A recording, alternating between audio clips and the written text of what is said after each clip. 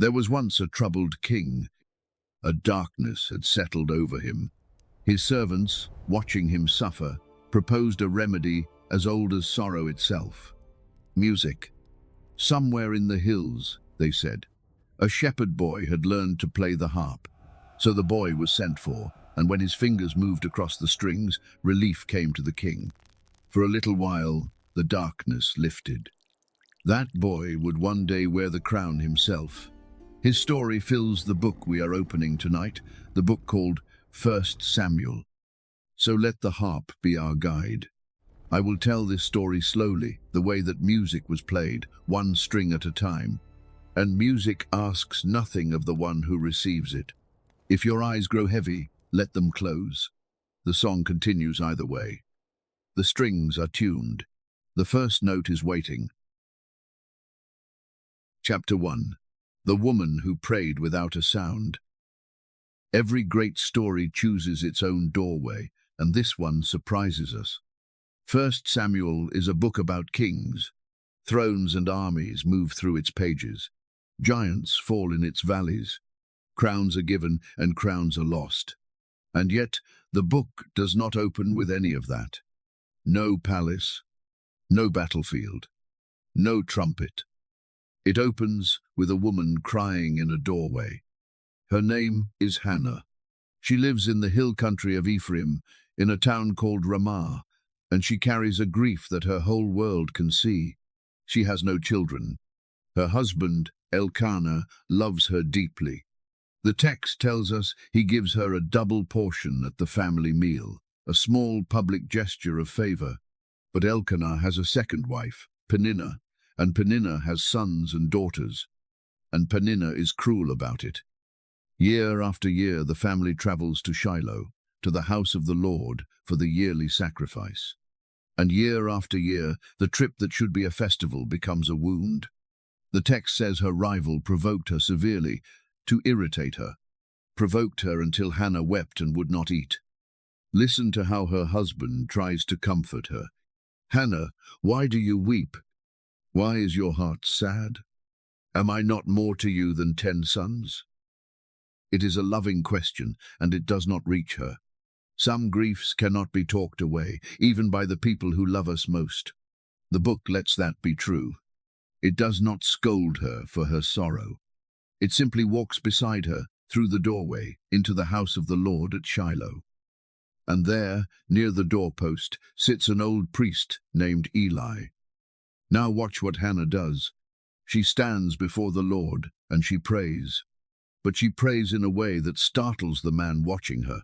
The text says she was speaking in her heart. Only her lips moved. Her voice was not heard. Silent prayer. We take it for granted now.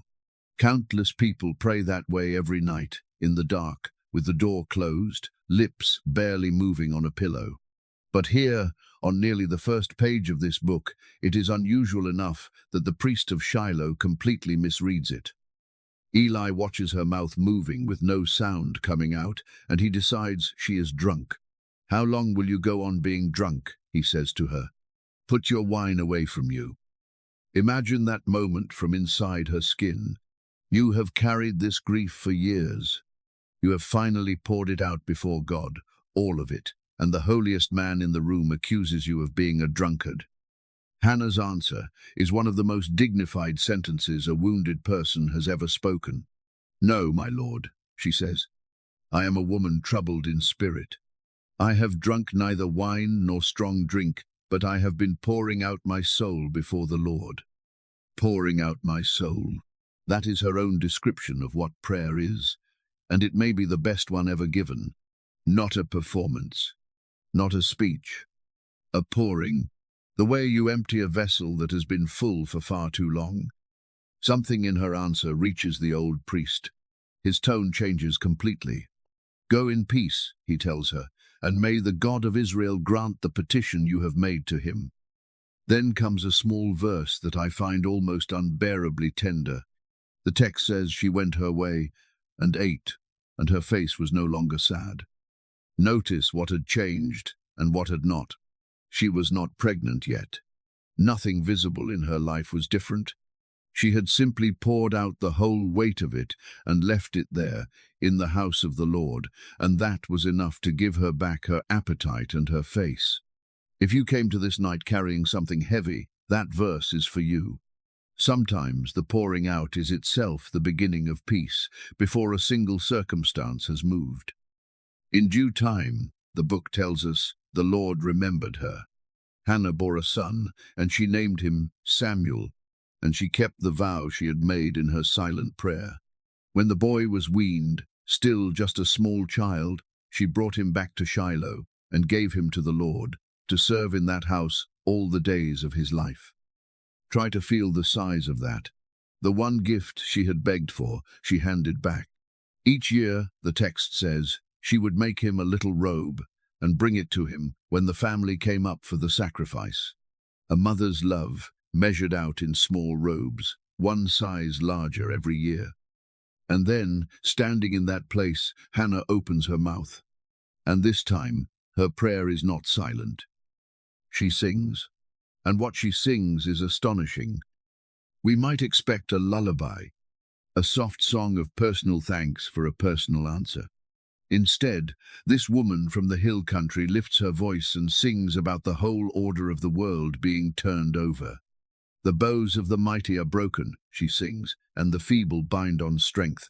Those who were full have hired themselves out for bread, and the hungry have ceased to hunger. The Lord makes poor and makes rich. He brings low, and he lifts up. He raises the poor from the dust, and lifts the needy from the ash heap, to make them sit with princes. He brings low, and he lifts up.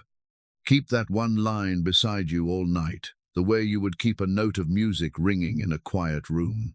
That line is the key this entire book is written in. Everything we are going to watch tonight, every rise and every fall across all 13 chapters of our journey, is that sentence being played out in human lives. An old priestly house will fall, and a praying woman's child will rise. A tall king will fall, and a shepherd boy will rise. Hannah sang the shape of the story before the story happened.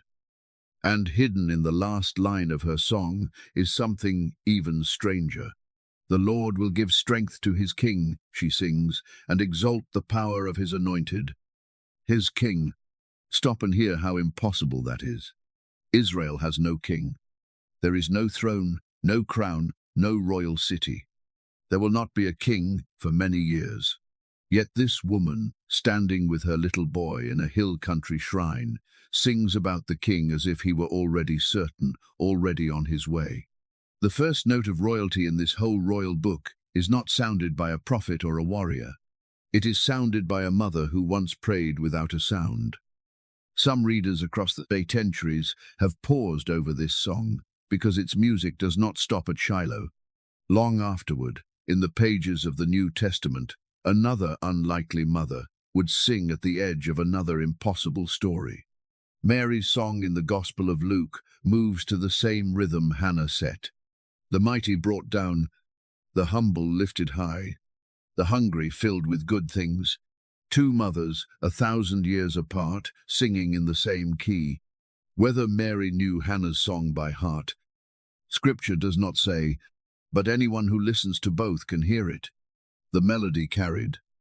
So this is where the Book of Kings begins. Not with power, but with a barren woman who poured out her soul. And this is where the music of our night begins too.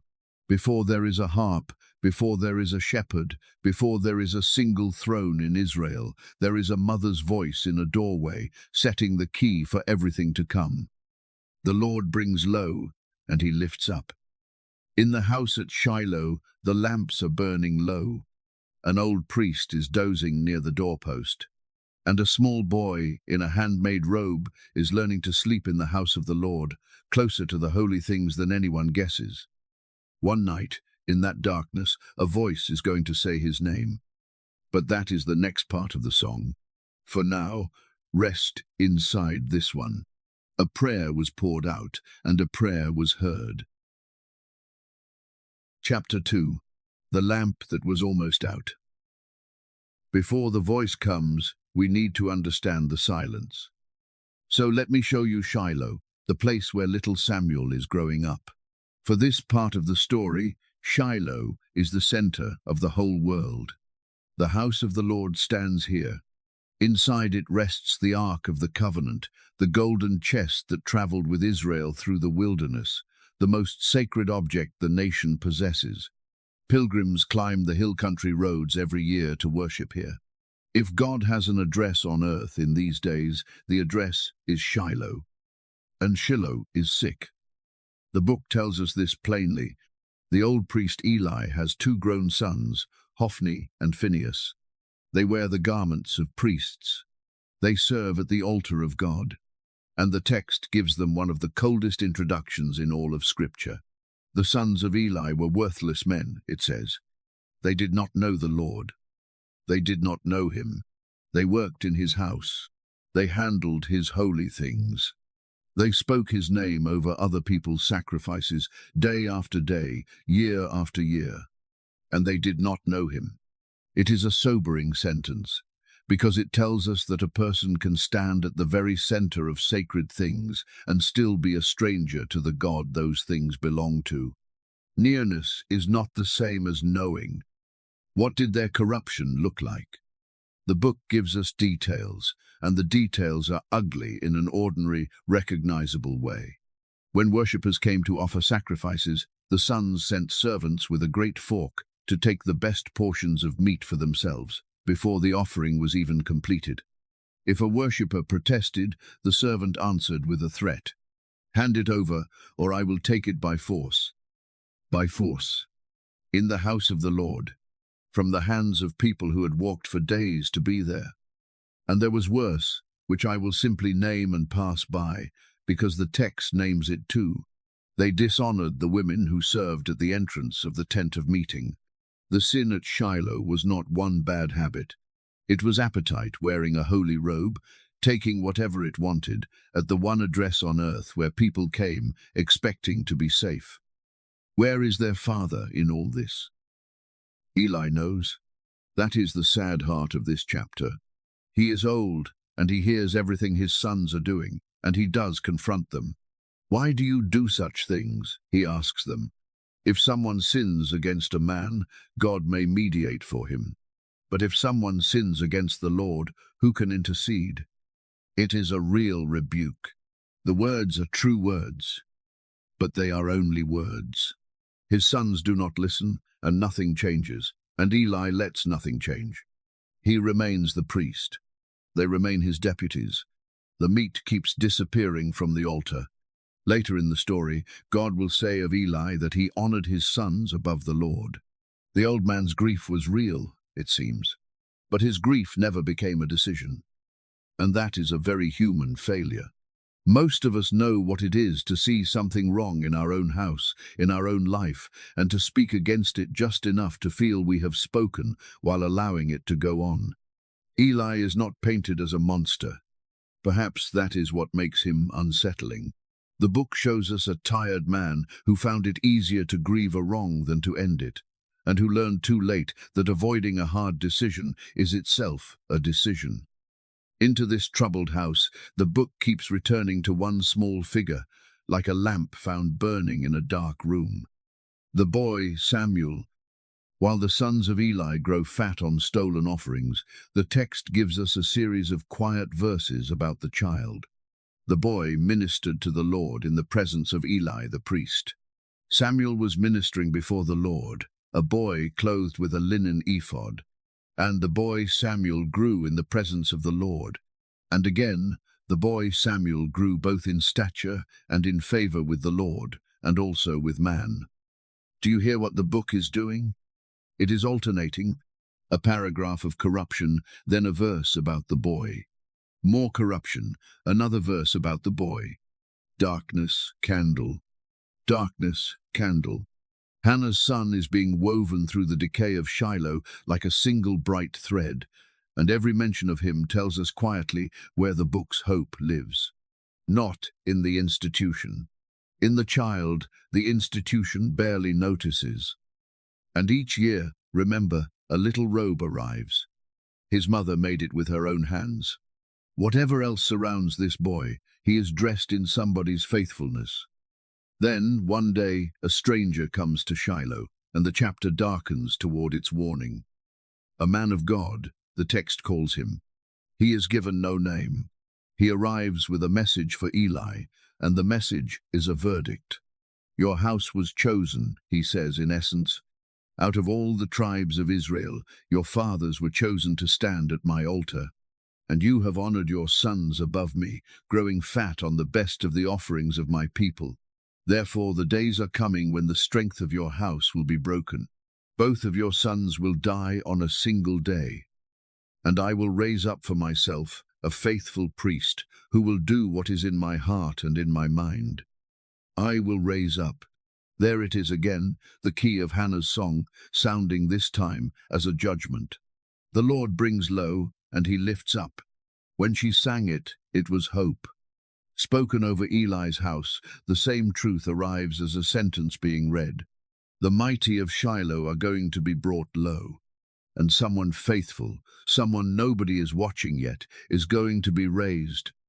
The chapter could end there, on the thunder of that verdict. But the book adds one more verse first, and this verse is the door into everything that happens next. Hear it exactly, because it describes not only that ancient moment, but many seasons in many lives, maybe even a season you have known. And the word of the Lord was rare in those days. There was no frequent vision. Rare. The heavens over Shiloh had grown quiet. No prophets thundering. No dreams burning. Just the routine of a compromised sanctuary, the same rituals performed by unclean hands, year after silent year. Some of you listening tonight know that silence from the inside, seasons when prayer feels like speaking into a still room, seasons when God seems to have stepped back without explanation. The Bible does not pretend such seasons away. It says plainly, there were days when the word was rare. Now hold the whole picture of Shiloh in your mind at once. A corrupt priesthood fattening itself in the dark. A tired old man who would not decide. A verdict hanging in the air, waiting. A long divine silence over everything. And in the middle of it all, sleeping near the holy things, a small boy in a handmade robe, quietly serving where so much else had gone wrong. The text sets the final scene with the care of a painter. It tells us the lamp of God had not yet gone out. That is a literal detail. The golden lampstand in the sanctuary burned through the night and was tended toward morning. But the book chooses this detail for the doorway of its next scene, and it is hard not to hear the deeper hum inside it. Everything in Shiloh looked almost finished. The priesthood almost beyond saving. The silence almost permanent. The light almost out. Almost. Not yet. The flame is small, but it is standing. And near that flame, a child is lying down to sleep, knowing nothing of verdicts or of visions. The whole book now holds its breath, because the silence of God is about to end, and it is not going to end with thunder on a mountain or fire from the sky. It is going to end with a voice in the dark, softly saying one boy's name. Chapter 3. A voice in the dark. The house of the Lord at night was a world of small sounds. Oil settling in the lamps. The old building easing its beams. Wind from the hill country moving over the roof and away.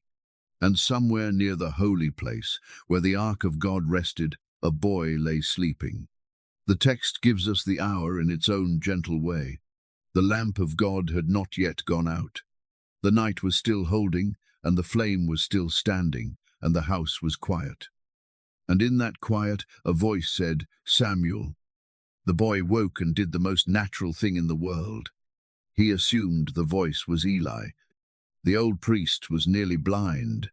So Samuel got up and ran. Notice that. He did not shuffle or complain. He ran to the old priest in the dark and said, "Here I am, for you called me." And Eli said, "I did not call. Lie down again." So the boy went back and lay down. And the voice came again, "Samuel." And again the boy rose and went to Eli. "Here I am," for you called me." And again the old man sent him back. "I did not call, my son. Lie down again." Twice now. Feel the gentleness of the scene, even with judgment hanging over that house. A child keeps arriving at an old man's bedside, certain he was summoned, and the old man keeps sending him kindly back to sleep. The book pauses here to explain something, so that we do not judge the boy. Now Samuel did not yet know the Lord, it says, and the word of the Lord had not yet been revealed to him. He did not yet know the Lord. The very words the book used for the wicked sons of Eli, but how different they sound here. For Hophni and Phinehas, not knowing the Lord was a refusal. For Samuel, it is simply a door that has not been opened yet. He was not ignoring the voice. The word of the Lord had not yet been revealed to him, and he simply did not recognize the voice. In those days, remember, the word of the Lord was rare. An entire generation had grown up without hearing it. The boy's confusion was the confusion of his whole age. Then the voice came a third time, "Samuel," and a third time the boy stood at Eli's bedside. "Here I am, for you called me." And this time, the text says, Eli perceived. I find this one of the most moving turns in the whole book. Eli has failed at nearly everything. His sons are corrupt beyond reach. His house is under a verdict. His eyes are dim, and his strength is finished. But the old man still carries, from some earlier season of his life, the one piece of knowledge this moment requires. He knows what it means when a voice calls in the night and no human called, and he has not forgotten what to do about it. So the failing priest gives the child the words, "Go, lie down," he says. "And if he calls you, you shall say, 'Speak, Lord, for your servant hears.'" Hold that picture a moment. The future of the word of God in Israel is being handed from a compromised old man to a small boy, in the dark, in the form of a single sentence. Eli could no longer carry the word himself, but he could still tell someone younger how to receive it. Sometimes that is the last faithful act left to a person, and the book honors him for it. Whatever else Eli lost, this he passed on. Samuel went and lay down in his place. And then the text does something it has not done before. Listen to how it describes the fourth call. "The Lord came and stood, calling as at other times, 'Samuel, Samuel.'" Came and stood. Not a sound from the rafters. Not a feeling in the room. The book uses the language of presence, of someone arriving and standing near, the way a parent comes and stands by a bed. And the name is spoken twice now, Samuel, Samuel, the way Scripture speaks a name when the moment is tender and enormous at once. And the boy answered with the sentence he had been given, "Speak, for your servant hears." Now, if your ear is very sharp tonight, you may notice something. Eli told him to say, "Speak, Lord, for your servant hears." And the answer the text records from Samuel is shorter. "Speak, for your servant hears." One word is missing, and it is the divine name. The difference is small, and the text does not explain it. So neither will we. I simply love that the book preserved the sentence exactly as it fell. The first recorded prayer of one of Israel's greatest prophets was a boy's echo of what he had been taught, in a boy's own shape. And it was enough. It has always been enough. If you have ever come to God with words that felt too small, you stand in a very old and very honored line. Before I tell you what the voice said, let me stop the music briefly and speak plainly with you, as one honest person to another, about the book we are reading tonight. You may wonder who wrote 1 Samuel. The book itself never says. It carries Samuel's name because his story opens it and his hand shapes its first half, yet the book runs on long past his death, so his own pen cannot have finished it. Ancient tradition offered names. Careful modern study speaks instead of gifted Hebrew storytellers and compilers, working from older records and memories, perhaps across generations, whose personal names are simply lost to us. When those scholars date the finished work, they usually look centuries after the events themselves. None of this is hidden knowledge. and none of it threatens the story. I mention it for one reason. You deserve to know what kind of gift you are holding. This is not a diary written the morning after. It is something rarer. A story tended and carried by many faithful hands until it reached its lasting form. The way a great song is carried from voice to voice long before anyone writes down the notes. Tonight we are the next hands. That is all the scholarship I will ask you to hold, and you may now set it down. Back to the dark room and the voice. Because what the Lord says to this child is not a lullaby. The first message Samuel ever receives is the confirmation of the verdict on Eli's house. Behold, says the Lord, I am about to do a thing in Israel at which the 2 ears of everyone who hears it will tingle. The sin of Eli's sons will be judged. The old priest knew and did not restrain them. And the iniquity of that house will not be atoned for by sacrifice or offering forever. Heavy words, and they were laid on the smallest shoulders in the building. The text says Samuel lay until morning. Whether he slept at all, it does not say. In the morning he rose and opened the doors of the house of the Lord, his ordinary chore. And Samuel was afraid to tell the vision to Eli. Of course he was. How does a child tell the man who raised him that God has confirmed the ruin of his family? But Eli called him. Samuel, my son. Here I am, said the boy, one more time. And the old man asked for the truth. What was it that he told you?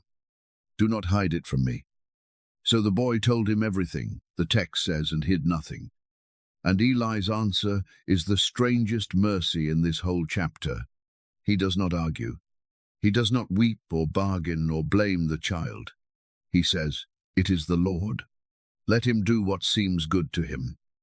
You can read that sentence as resignation, an old man too tired to fight. But many readers have heard something better in it, and I am one of them.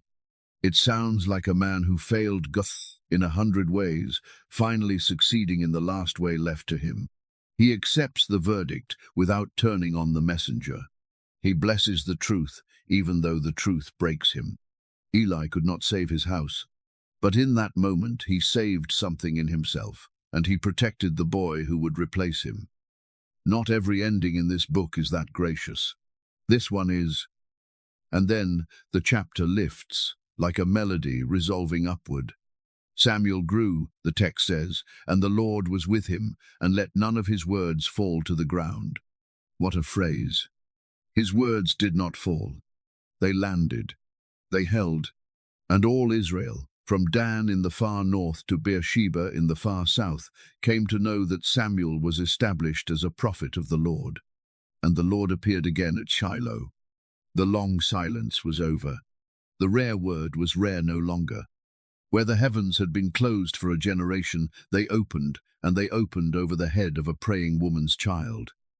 He brings low, and he lifts up. Hannah's key sounding again. Her son, given away in a little robe, is now the man through whom God speaks to a nation. But before we walk on, come back one last time to the middle of that night, because the deepest gift of this chapter is not the prophecy. It is the picture. A dark building, a low flame, a voice that knew a sleeping child by name, and came and stood near him and spoke. The boy thought no one was there. He was wrong in the kindest possible way. And notice the posture in which the word of the Lord found him. Not standing at an altar, not kneeling on a mountain. He was lying down. The great calling of his life reached him in the place of rest. You are in that posture now. I am not promising you a voice tonight. I am telling you what this old story is shaped like. It is shaped like a God who does not mind the dark, who knows the names of sleepers, and who has never once needed a person to be awake in order to be near them. The lamp of God had not yet gone out. It still has not. Lie down again, as Eli said.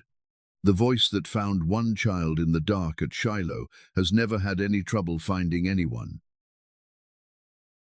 Chapter 4. The Captured Ark and the God who was not captured. Every story we have heard so far happened in small rooms. A doorway, a bedside, a lamp-lit house. Now the book opens its doors, and history comes in like weather. In those days the Philistines were the power on the coast. 5 strong cities, iron weapons, organized armies. Israel was hill country farmers with borrowed courage. And war came, as it kept coming in that age. The two peoples met near a place called Aphek, and the first day went badly for Israel. About 4,000 men fell on that field. Now listen carefully to what the elders of Israel say next, because the whole chapter turns on it. They do not ask, "Have we wandered from the Lord?" They ask a different question. Why has the Lord defeated us today? And before anyone answers, they reach for a solution.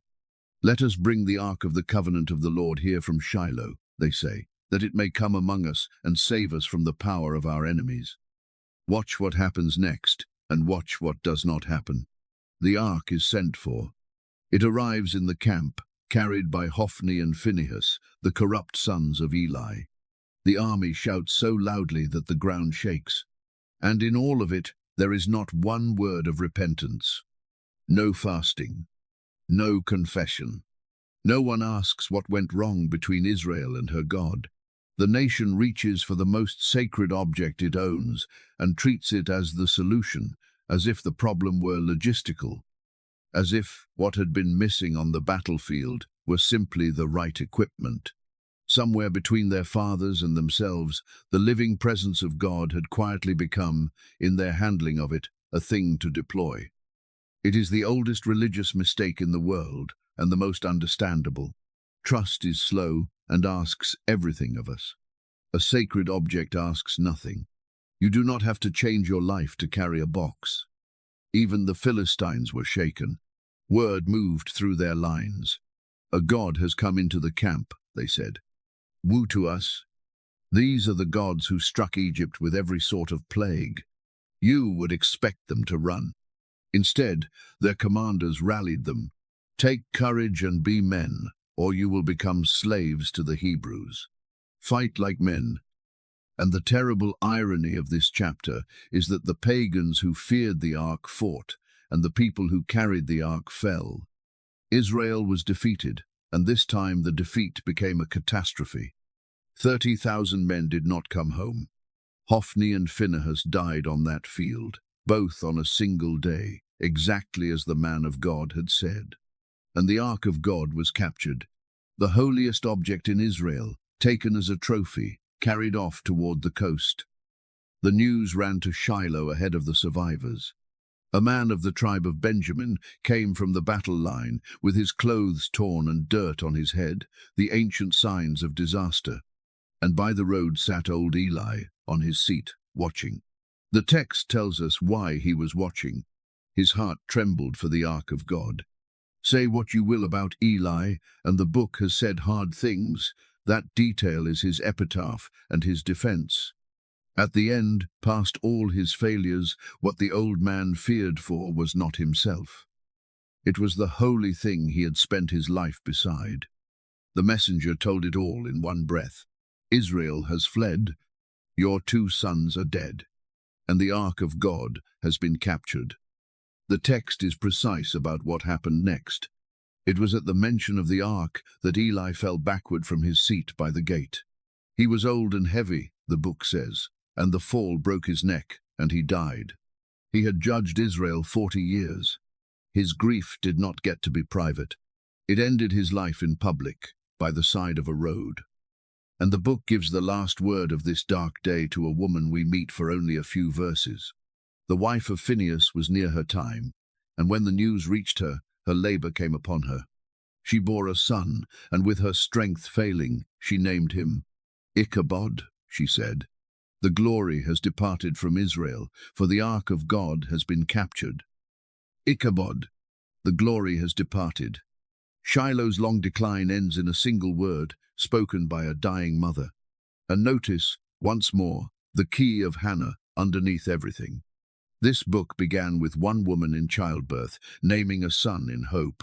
Now another woman in childbirth names a son in despair. The two names face each other across the ruin of Shiloh, like the two ends of a broken string. The mighty house has been brought low. All of it has come true. So ends the worst day. And now the book does something wonderful.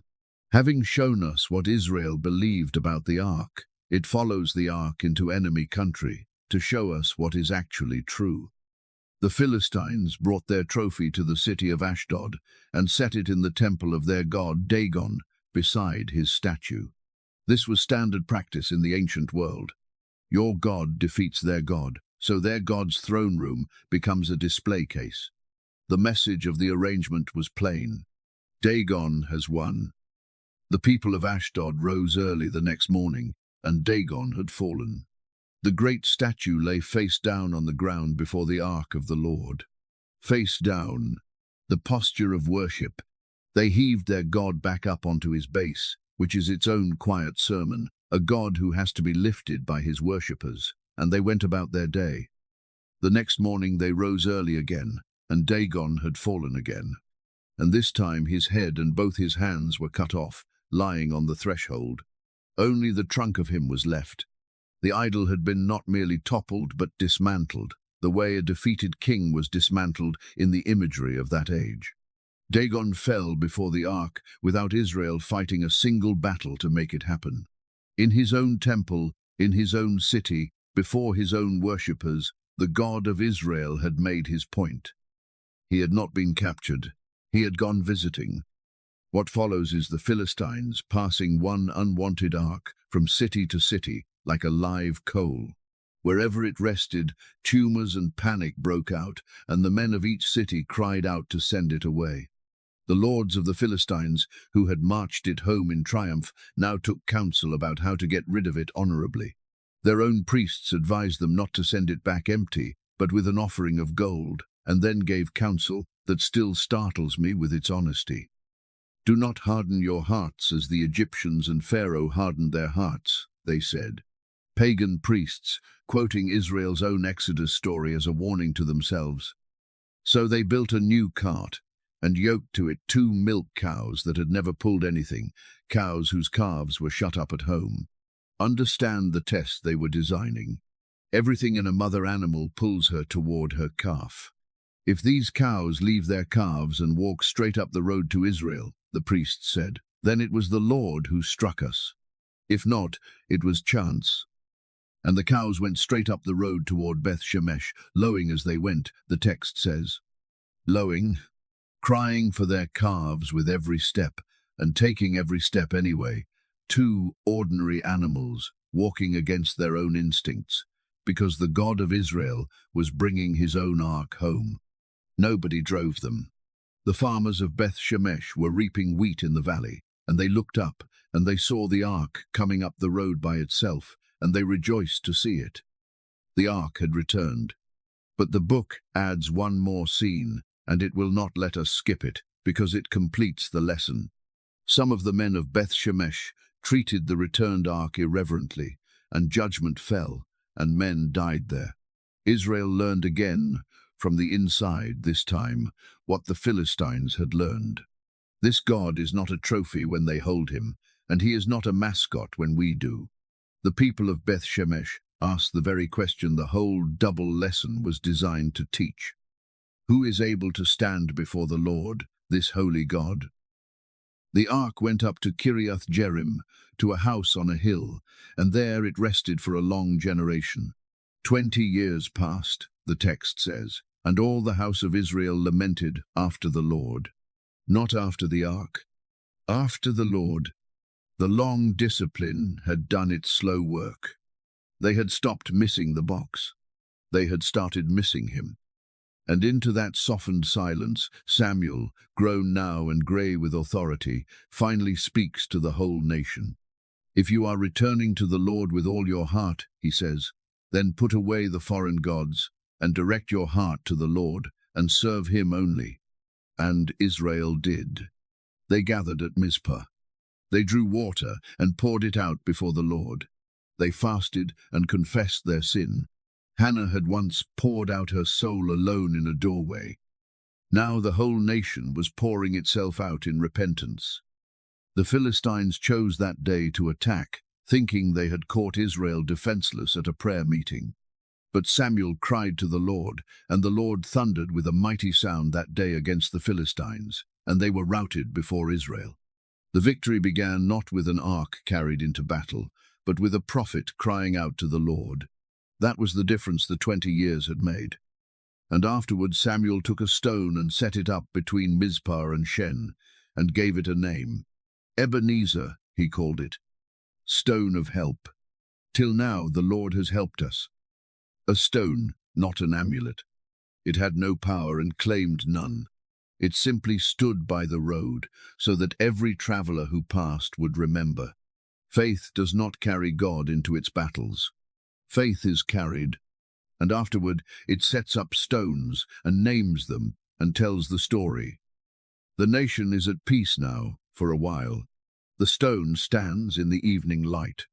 But Samuel is growing old, and in the towns of Israel a question is beginning to stir that will change everything. It is not a wicked question on its face. It is only this: who comes after Samuel? The answer Israel proposes will fill the rest of our night. Rest here first, beside the stone of help. Till now, the Lord has helped. That has always been a good sentence to end a day on. Chapter 5. Give us a king.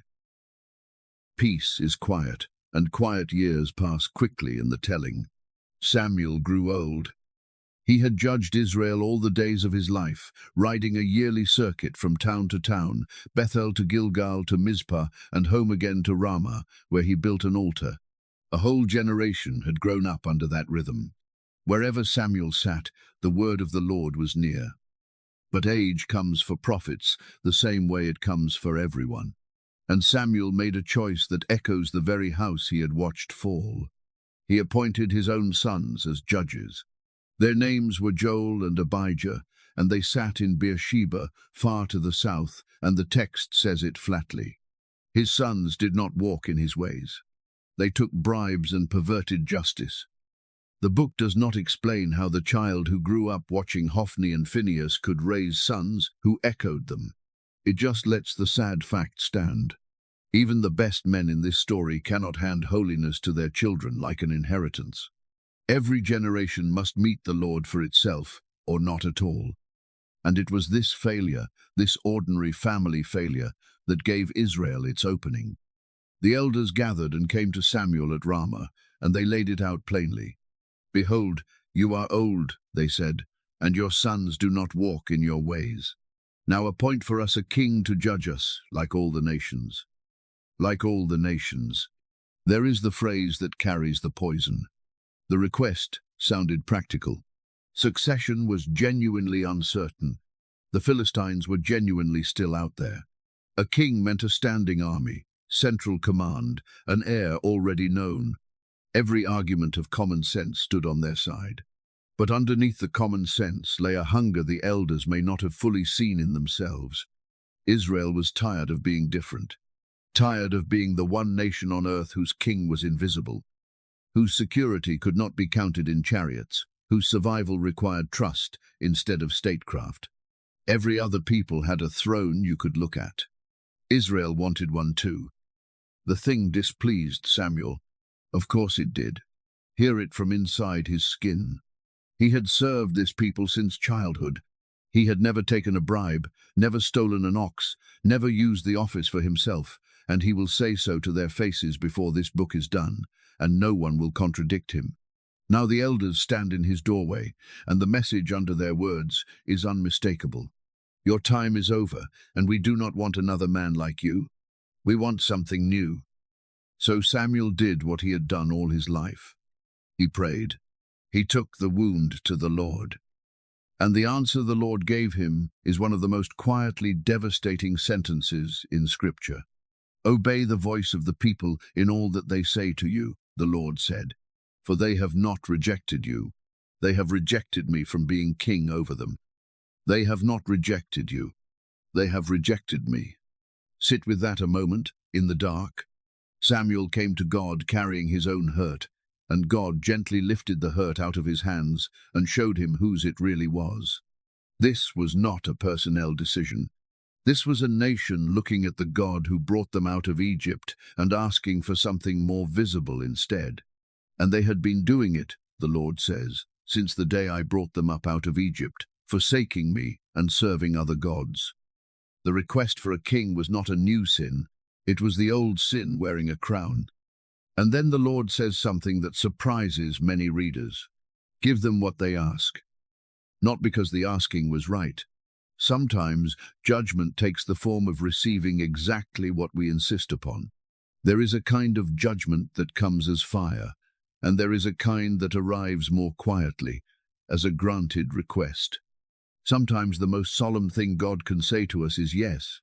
Go ahead, have it, and learn what it costs. But first, warn them, show them the ways of the king who will reign over them. So Samuel went back to the elders, and he delivered the warning. I want to slow down here and let you hear its shape, because the shape is the sermon. It is built on one small verb, repeated like a bell tolling. He will take. These will be the ways of the king who will reign over you, Samuel said. He will take your sons and appoint them to his chariots, and to be his horsemen, and to run before his chariots. He will take your daughters to be perfumers and cooks and bakers. He will take your fields and your vineyards and your olive orchards, the best of them, and give them to his servants. He will take 1/10 of your grain and of your vineyards. He will take your male servants and your female servants, and the best of your young men and your donkeys, and put them to his work. He will take 1/10 of your flocks. And then the last line, landing softly after all that thunder, and you shall be his slaves. Count the harvest of that little verb. Son, daughters, fields, vineyards, orchards, grain, servants, young men, donkeys, flocks. Samuel is describing how thrones actually work in every age. A king does not descend like rain and water the land. A king is fed by the land. Power eats. It eats quietly at first, a tithe here, a levy there, and it calls its appetite protection. Israel was trading the unseen king who had delivered them out of Egypt for the kind of visible monarchy whose costs Samuel had just counted aloud, item by item, family by family. And in that day, Samuel finished, you will cry out because of your king, whom you have chosen for yourselves. But the Lord will not answer you in that day. The warning could not have been plainer. And here is the verse that makes this chapter ache. But the people refused to obey the voice of Samuel. And they said, no, but there shall be a king over us, that we also may be like all the nations, and that our king may judge us, and go out before us, and fight our battles. Fight our battles, as if Mizpah had never happened, as if the thunder that broke the Philistines while Israel knelt praying had already been forgotten, 20 years of help compressed into a stone by the roadside that nobody looked at anymore. That may be the most human detail in the whole chapter. It is remarkable how quickly a rescued people can come to feel unrescued the moment the next threat appears on the horizon. Samuel heard them out. He repeated all their words in the ears of the Lord, the text says, like a weary secretary reading the minutes of a painful meeting. And the Lord said to Samuel, obey their voice and make them a king. So it was decided. Israel would have its throne. Now, before we walk into the next chapter and meet the man who will sit on it, let me tell you the strangest thing about this whole affair, the thing that keeps this sad chapter from being only sad. Israel asked for a king out of fear and imitation over the explicit warning of God. And yet a king was never outside the promise. Generations earlier, the Lord had told Abraham that kings would come from him.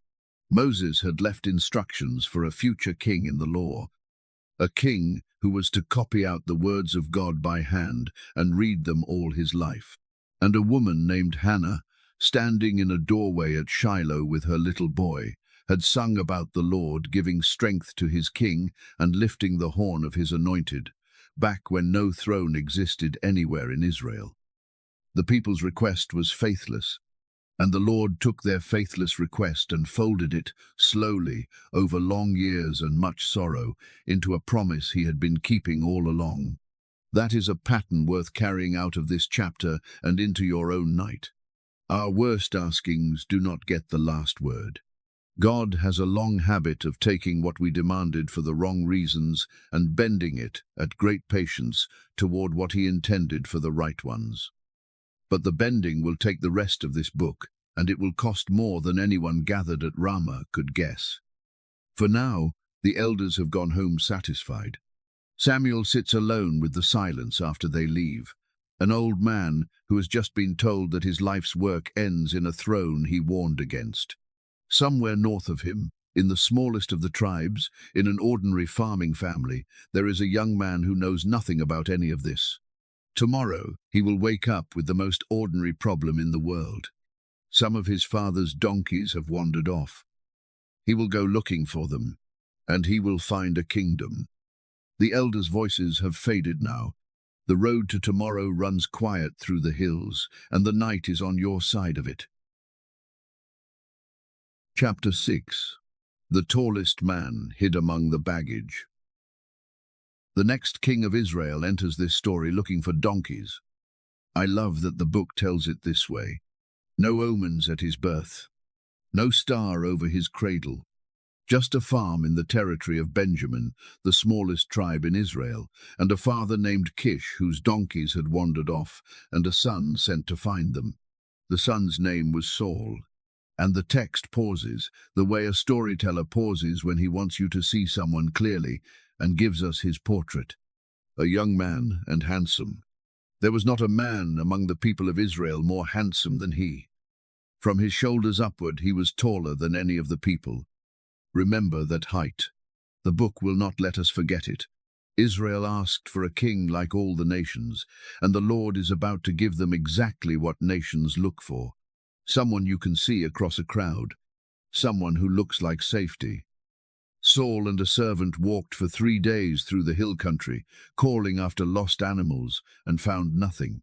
And here the book allows itself a smile, I think. Saul was ready to give up and go home, worried that his father would stop thinking about donkeys and start worrying about him. It was the servant, not the future king, who knew a man of God lived in the nearby town, a seer who could perhaps tell them which way to go. It was the servant who had the 1/4 shekel of silver to offer him. At every step of this errand, Saul is the one being led. And the seer in that town, of course, was Samuel. Now the book pulls back the curtain and shows us what Saul could not see. The day before, the Lord had spoken in Samuel's ear. Tomorrow about this time I will send to you a man from the land of Benjamin, and you shall anoint him to be prince over my people Israel. He shall save my people from the hand of the Philistines. For I have seen my people, because their cry has come to me. Hear the tenderness hiding in that instruction. Israel's request for a king had been a rejection of God. God's answer smells nothing like rejection. I have seen my people. Their cry has come to me. It is Exodus language, the language of the burning bush, the words God used when he came down to rescue slaves. Even while granting the request that grieved him, the Lord frames it as another rescue. He will not choose Israel a king out of spite. He will choose with both hands full of mercy. So, a young man walked up the hill toward the town gate, hunting for livestock, and the old prophet standing there heard the voice of the Lord say quietly, "Here is the man." What follows is one of the gentlest scenes in the book. Samuel takes Saul to the feast, seats this baffled farm boy at the head of 30 guests, sets before him the portion of honor that had been kept aside, as if the table had been waiting for him, because it had. As for your donkeys that were lost 3 days ago, Samuel tells him, set your mind at ease. They have been found. And then he adds a sentence that must have landed on Saul like the sky tipping over. And for whom is all that is desirable in Israel? Is it not for you and for all your father's house? Saul's answer matters, so hear it in full. Am I not a Benjaminite, from the least of the tribes of Israel? And is not my clan the humblest of all the clans of the tribe of Benjamin? Why then have you spoken to me in this way? You can read those words as polite deflection, but I do not think the book means them that way. The man we are shown here is genuinely modest, a man who has never once imagined himself remarkable, standing in the doorway of a destiny he did not seek and cannot understand. Keep this Saul in your heart tonight, whatever comes later. He was real. This humility was real. At dawn, on the edge of town, Samuel sent the servant ahead and stood alone with Saul in the early light. He took a flask of oil and poured it on Saul's head and kissed him and said, "Has not the Lord anointed you to be prince over his people Israel?" Oil, in that world, was how you set something apart as holy. Priests were anointed. Altars were anointed. And now, for the first time in the history of Israel, a king, Hannah's word, sung all those years ago in Shiloh, has just stepped out of the song and into the morning air. "The Lord will exalt the power of his anointed," she sang, when no such person existed. Now the oil is running down a tall man's hair on a hillside, and the word has a face. And God did not anoint him and abandon him. Listen to what Samuel promises next, because it is the verse people forget when they remember Saul only for his ending. Signs would confirm the calling, and then, Samuel said, "The Spirit of the Lord will rush upon you, and you shall prophesy, and be turned into another man." And the text says it happened. God gave him another heart, and the Spirit rushed upon him. And he prophesied among the prophets until the people who had known him all his life stood staring, asking one another, "What has come over the son of Kish? Is Saul also among the prophets?" Another heart. Whatever we watch happen to this man in the chapters ahead, the book insists we know this now. Saul was not a counterfeit. He was called, anointed, empowered, and changed. The tragedy coming toward him is not the exposure of a fraud. It is the ruin of something genuine, and that is why it will hurt. Then came the day of the public choosing, at Mizpah. Samuel gathered all the tribes and cast the sacred lots, and the lot narrowed like a closing circle. The tribe of Benjamin was taken. The clan of the Matrites was taken. And finally the name, Saul the son of Kish, was taken. And Saul was nowhere to be found. They looked, and they could not find him. And so, wonderfully, the assembled nation of Israel had to ask the Lord where their brand new king was hiding. And the Lord answered, and I will never stop finding this verse tender and funny at once. Behold, he has hidden himself among the baggage. The tallest man in Israel, hidden among the baggage. They ran and pulled him out, and when he stood up, he stood head and shoulders above every person there, which made the hiding even more absurd and even more endearing. And Samuel said, "Do you see him whom the Lord has chosen?" And the people shouted for the first time in their history the words, "Long live the king." Why was he hiding? The book does not say. Maybe terror, maybe modesty, maybe the simple human wish that the enormous thing would pass him by. But standing where we stand, knowing this whole story, the picture gathers a shadow it did not have that morning. A man who hides from the weight of a calling has not yet learned what to do with weight. Hold the image loosely for now. A king, hidden among baggage. The day will come when we remember it. Not everyone cheered. Some worthless fellows muttered, "How can this man save us?" They despised him and brought him no present. And Saul, the text says in two of the finest words of his whole life, held his peace. No arrests, no grudges written down. The new king simply let it go. There was a largeness in him in those first days. And then came the hour that proved him. Word arrived from across the Jordan that an Ammonite king named Nahash had besieged the town of Jabesh-Gilead and had offered its people surrender on one condition, that he gouge out the right eye of every man in the city as a disgrace upon all Israel.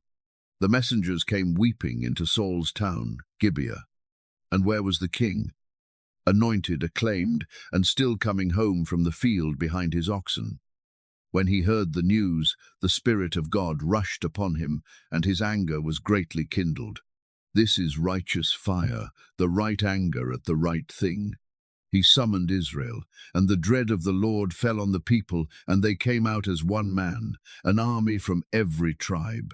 Saul divided them into 3 companies, crossed the river in the last watch of the night, and by the heat of the day the siege of Jabesh-Gilead was broken, and its people were free.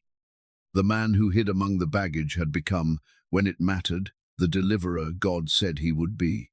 He shall save my people. And he did.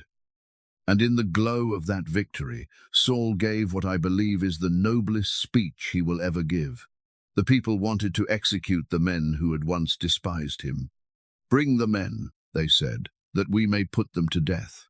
And Saul answered, "Not a man shall be put to death this day, for today the Lord has worked salvation in Israel." The Lord has worked salvation, not I. On his best day, with the crowd chanting and every score there to be settled, Saul gave the credit upward and the mercy outward. Remember him like this. Whatever the coming chapters take from him, this day is his, and the book keeps it safe. So the kingdom was renewed at Gilgal with feasting and peace offerings, and Saul stood at the height of everything, tall, humble, victorious, merciful, and empowered by the Spirit of God.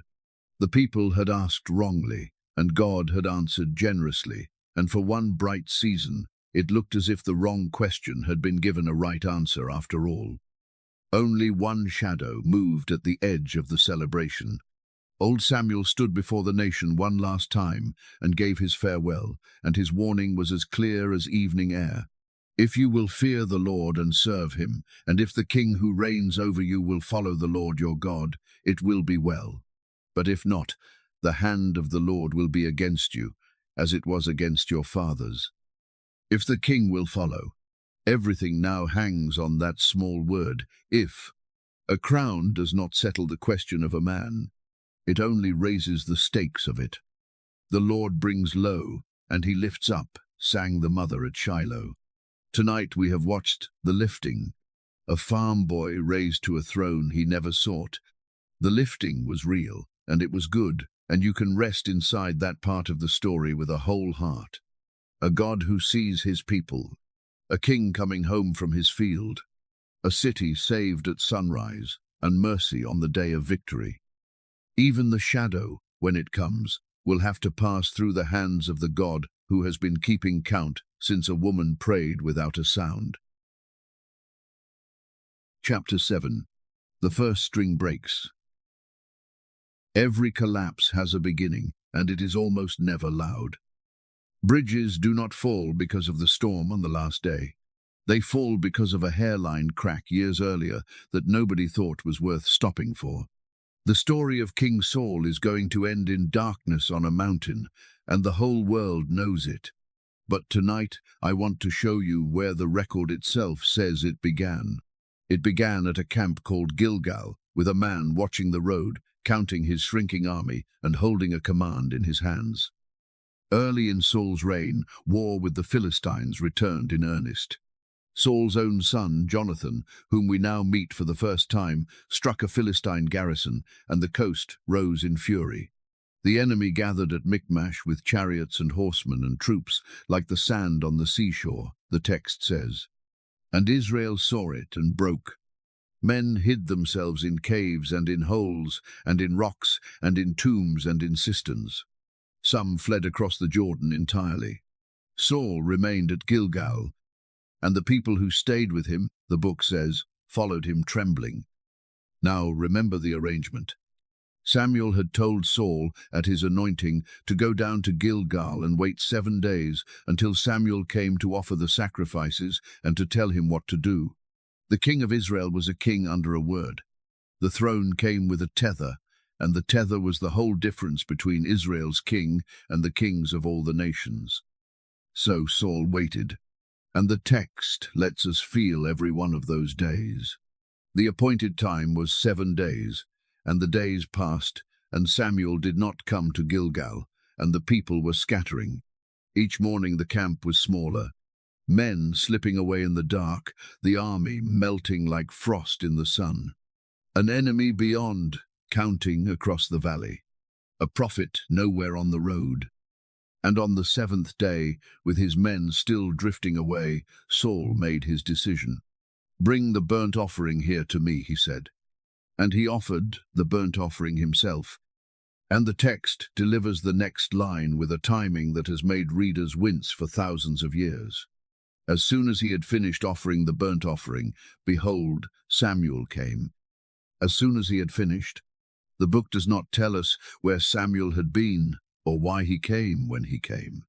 When Saul defends himself, he will say to Samuel's face, "You did not come within the days appointed." The text leaves all of that open, and so will I. What the text does insist on is the order of events. The offering ended, and the prophet arrived, and the two things stood next to each other like a question that would never stop being asked. What would have happened if Saul had held on? We are not told. We are only told what he did. "What have you done?" Samuel asked. And listen to Saul's answer, because we will hear its shape again. "When I saw that the people were scattering from me, and that you did not come within the days appointed, and that the Philistines had mustered at Michmash, I said, 'Now the Philistines will come down against me at Gilgal, and I have not sought the favor of the Lord.' So I forced myself and offered the burnt offering." Every clause of that answer is reasonable. That is what makes it chilling. "When I saw the people were scattering, you did not come. The enemy was gathering." Saul is not lying about any of it. He is describing the situation exactly.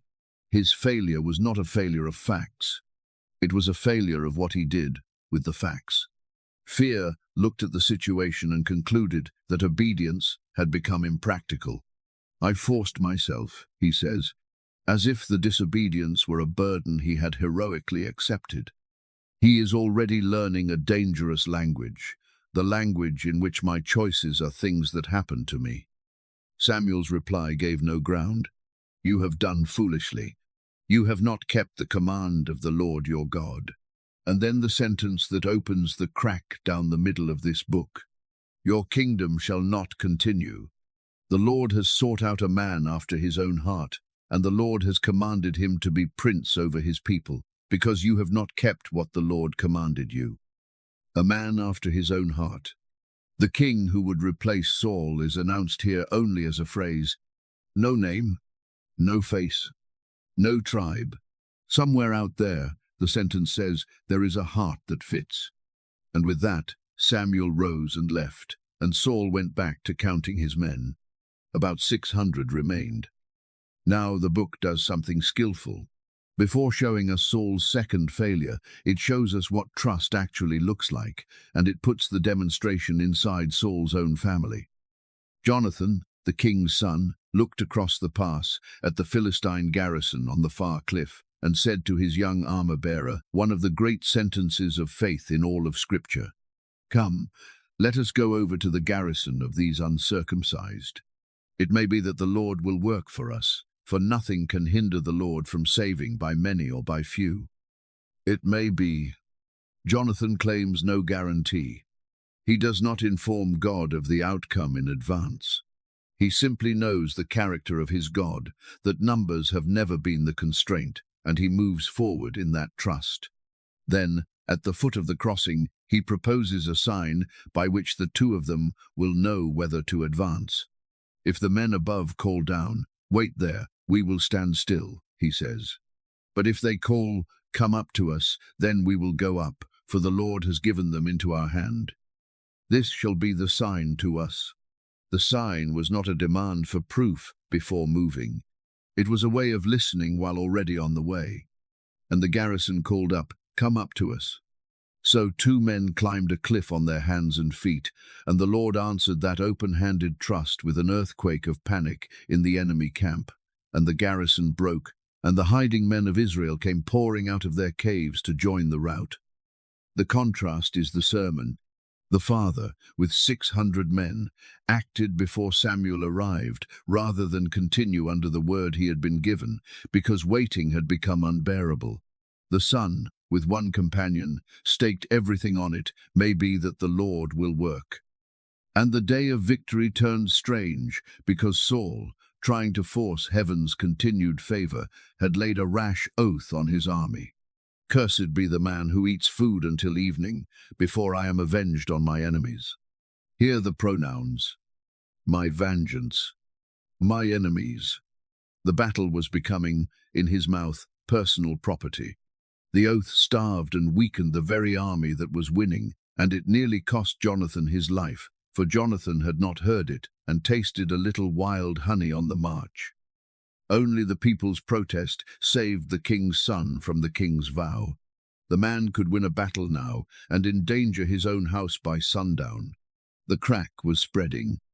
Then came Amalek and the second command, and here I owe you both honesty and care.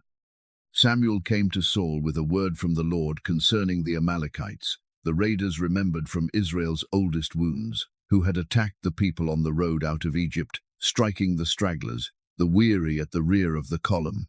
Now, generations later, the command Samuel delivered was a command of total judgment. Israel was to be the instrument, and nothing of Amalek was to be spared, and nothing was to be taken as profit. I will not pretend that this command sits easily.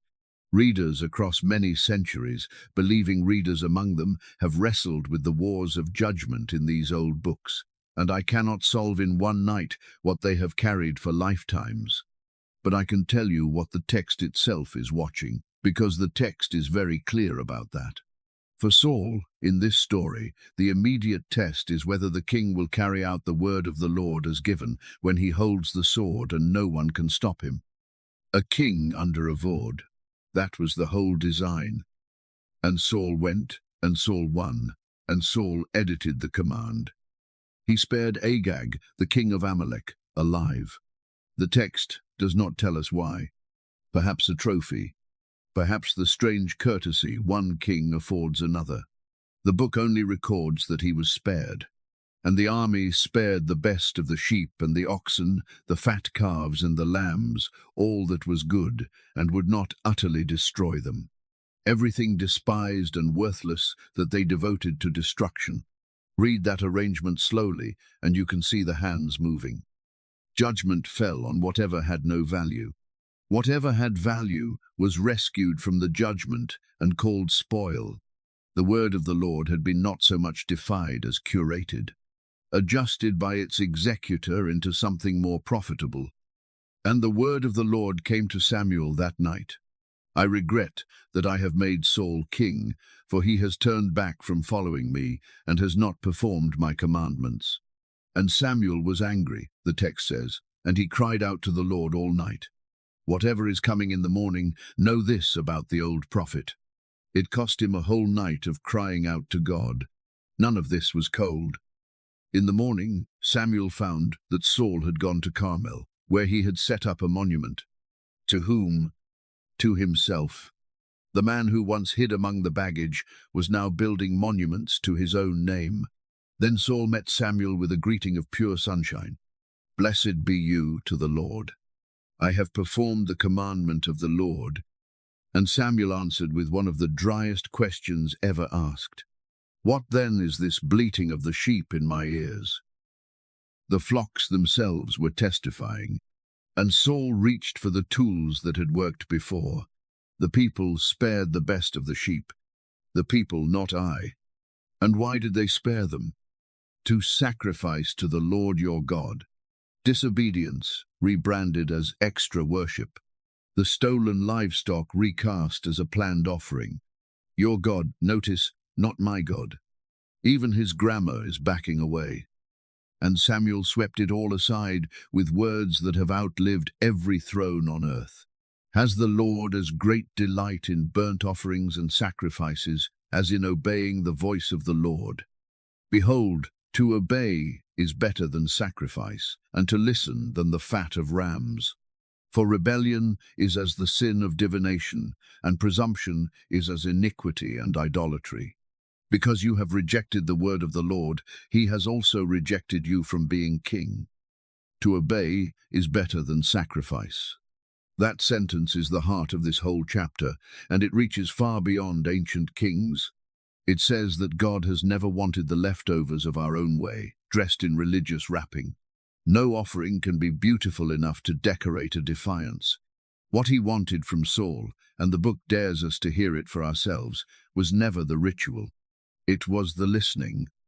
Something in Saul finally broke open then, and he said the words, "I have sinned." But even his confession came with strings. "I feared the people and obeyed their voice," he said, still sharing the blame outward. And then, "Now therefore, please pardon my sin, and honor me before the elders of my people." Honor me. Even in confession, the eyes drift to the audience. He wanted the appearance of standing with Samuel before the nation more than he wanted the standing. Samuel turned to go, and Saul, desperate, seized the hem of his robe, and it tore.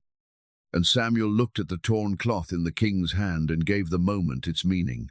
"The Lord has torn the kingdom of Israel from you this day, and has given it to a neighbor of yours, who is better than you."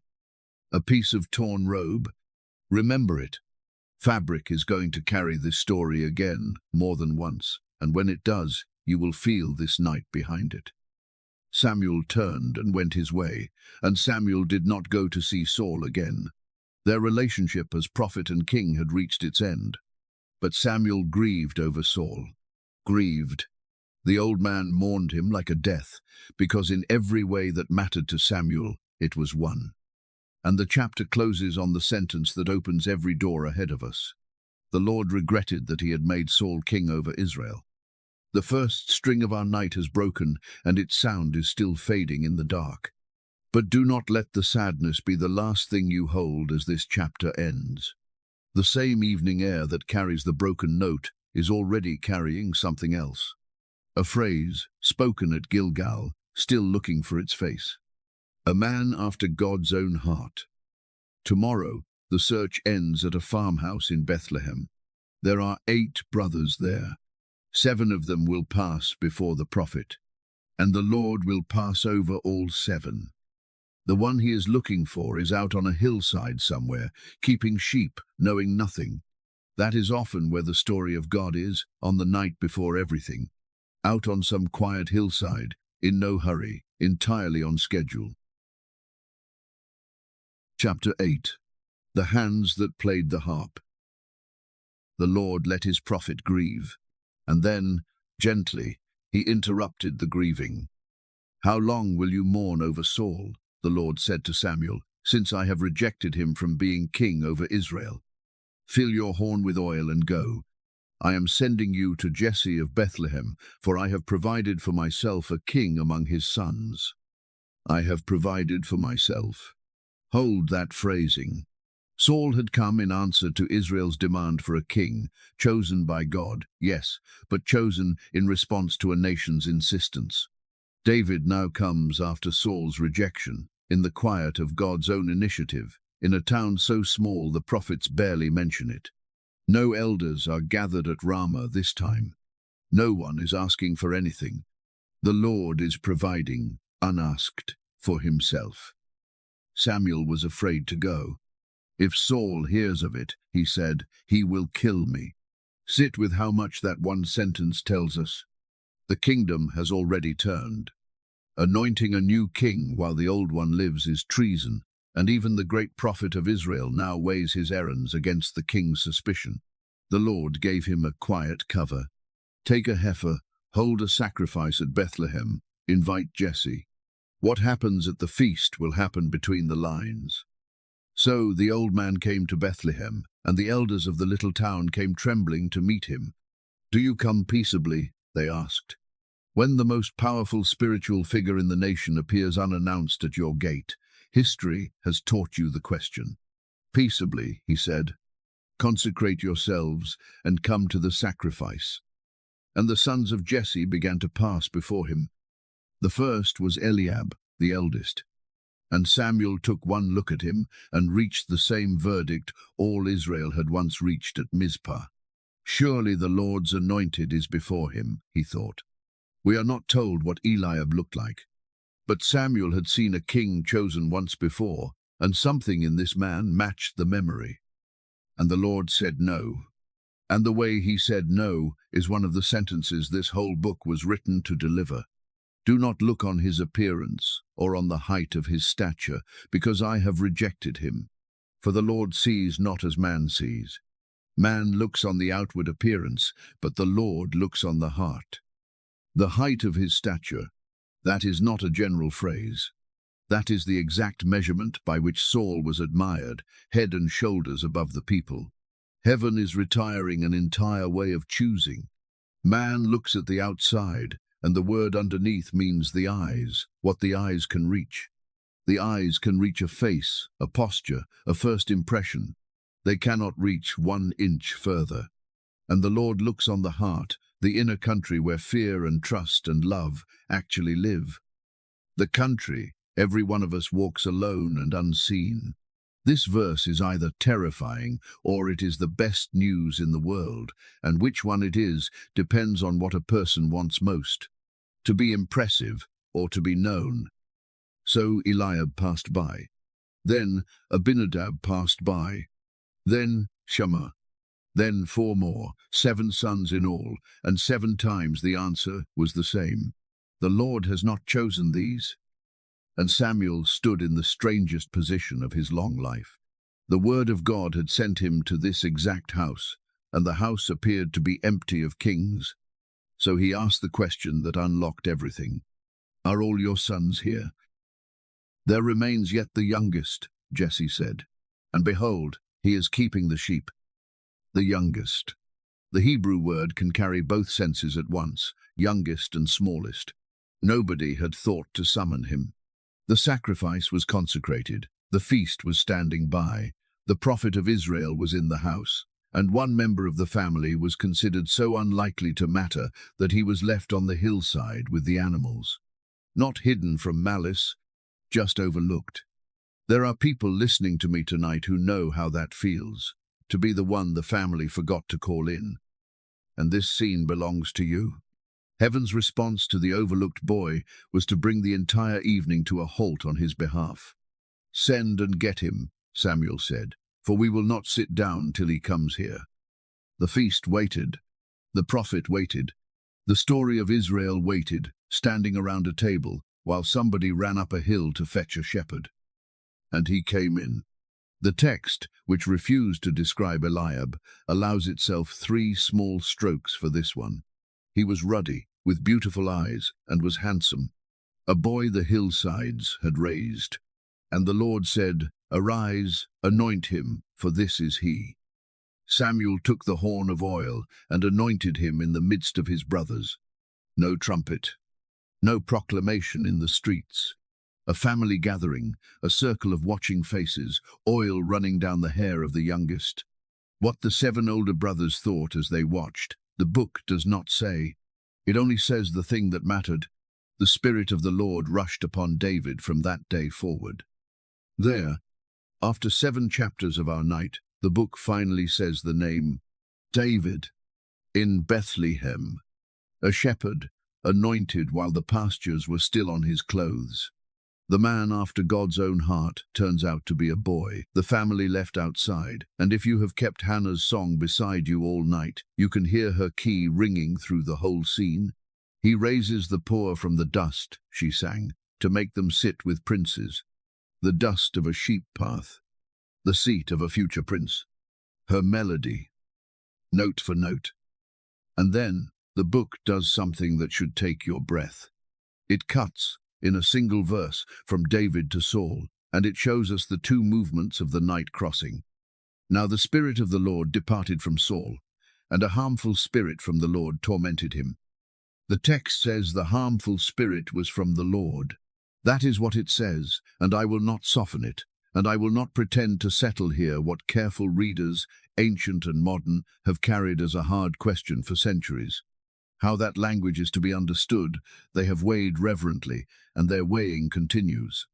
What the story itself shows us is a man unraveling, terror without a visible cause. darkness arriving in the afternoon.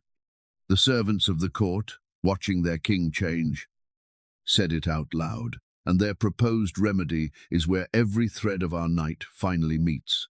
Let our Lord command your servants to seek out a man who is skillful in playing the lyre, and when the harmful spirit is upon you, he will play it, and you will be well.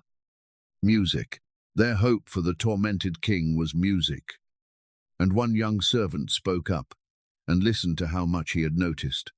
Behold, I have seen a son of Jesse the Bethlehemite, who is skillful in playing, a man of valor, a man of war, prudent in speech, and a man of good presence. And the Lord is with him. The Lord is with him. Even a court servant could see it. So messengers went to Jesse, and Jesse loaded a donkey with bread and wine and a young goat, the gifts of a father sending his boy to a king. And David came to Saul and entered his service. And Saul loved him greatly. Do not rush past that verse. The book will hold these two men in tension for the rest of its pages, and it wants us to know that the story between them began as love. The old king, darkened and failing, looked at the shepherd boy, and something in him warmed. He made David his armor-bearer. He sent word to Jesse asking to keep him.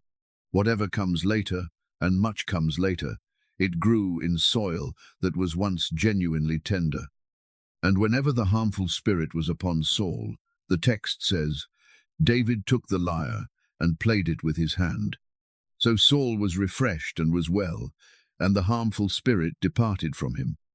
Now you know whose hands they were. At the beginning of our night, before the first chapter, I told you about a troubled king and the shepherd whose music brought him relief, and I asked you to let that harp guide us through the book. The story has just caught up with its own beginning. This is the room the whole night has been tuned to. Look at it once more before we leave it. A king with a torn kingdom and a tormented mind. A boy with a secret crown and an instrument in his lap. The rejected and the anointed. Alone together in a quiet chamber, and between them, holding the air steady, music. The text records no speech from David in that room. It records the playing. He does not announce the oil on his own head or the verdict on Saul's. He plays, and the darkness thins, and a suffering man is refreshed, the text says, and is well. The first recorded work of the man after God's own heart was not conquest. It was relief. He used his gift to bring relief to someone else's distress before he ever used it to build his own name. There is a whole theology of small mercies in that picture, and I will let you sleep inside it rather than lecture you about it. The strings settle. The room grows quiet again, there in the old story, and perhaps your own room is growing quiet here in the present one. Two anointed men remain in one chamber, their two roads crossing in the dark, one going down, one going up, and for tonight only the music knows. Beyond the palace walls, far to the west, something is stirring. In a green valley between two armies, a voice is going to start calling out words no one dares to answer. But the valley is for tomorrow. Tonight, the harp is still playing. Chapter 9. 40 Days and One Stone. The world remembers this story as a fight, but the book tells it as a wait. Read the chapter slowly, and you will find that the famous part, the part with the sling, takes only a few verses at the very end. Nearly everything else is standing still. Two armies, two hillsides, and a valley between them that nobody will enter. The Philistines gathered their forces at Soko and camped on one mountain. Israel camped on the mountain opposite, and in the middle lay the valley of Elah, green and quiet and completely empty. Because a valley between two armies belongs to whoever is brave enough to walk down into it.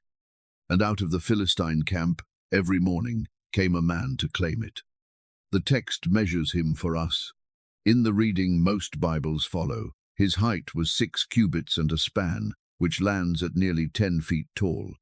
Some ancient copies of this book record a smaller number, closer to 7 feet, and careful students of the text still weigh the difference.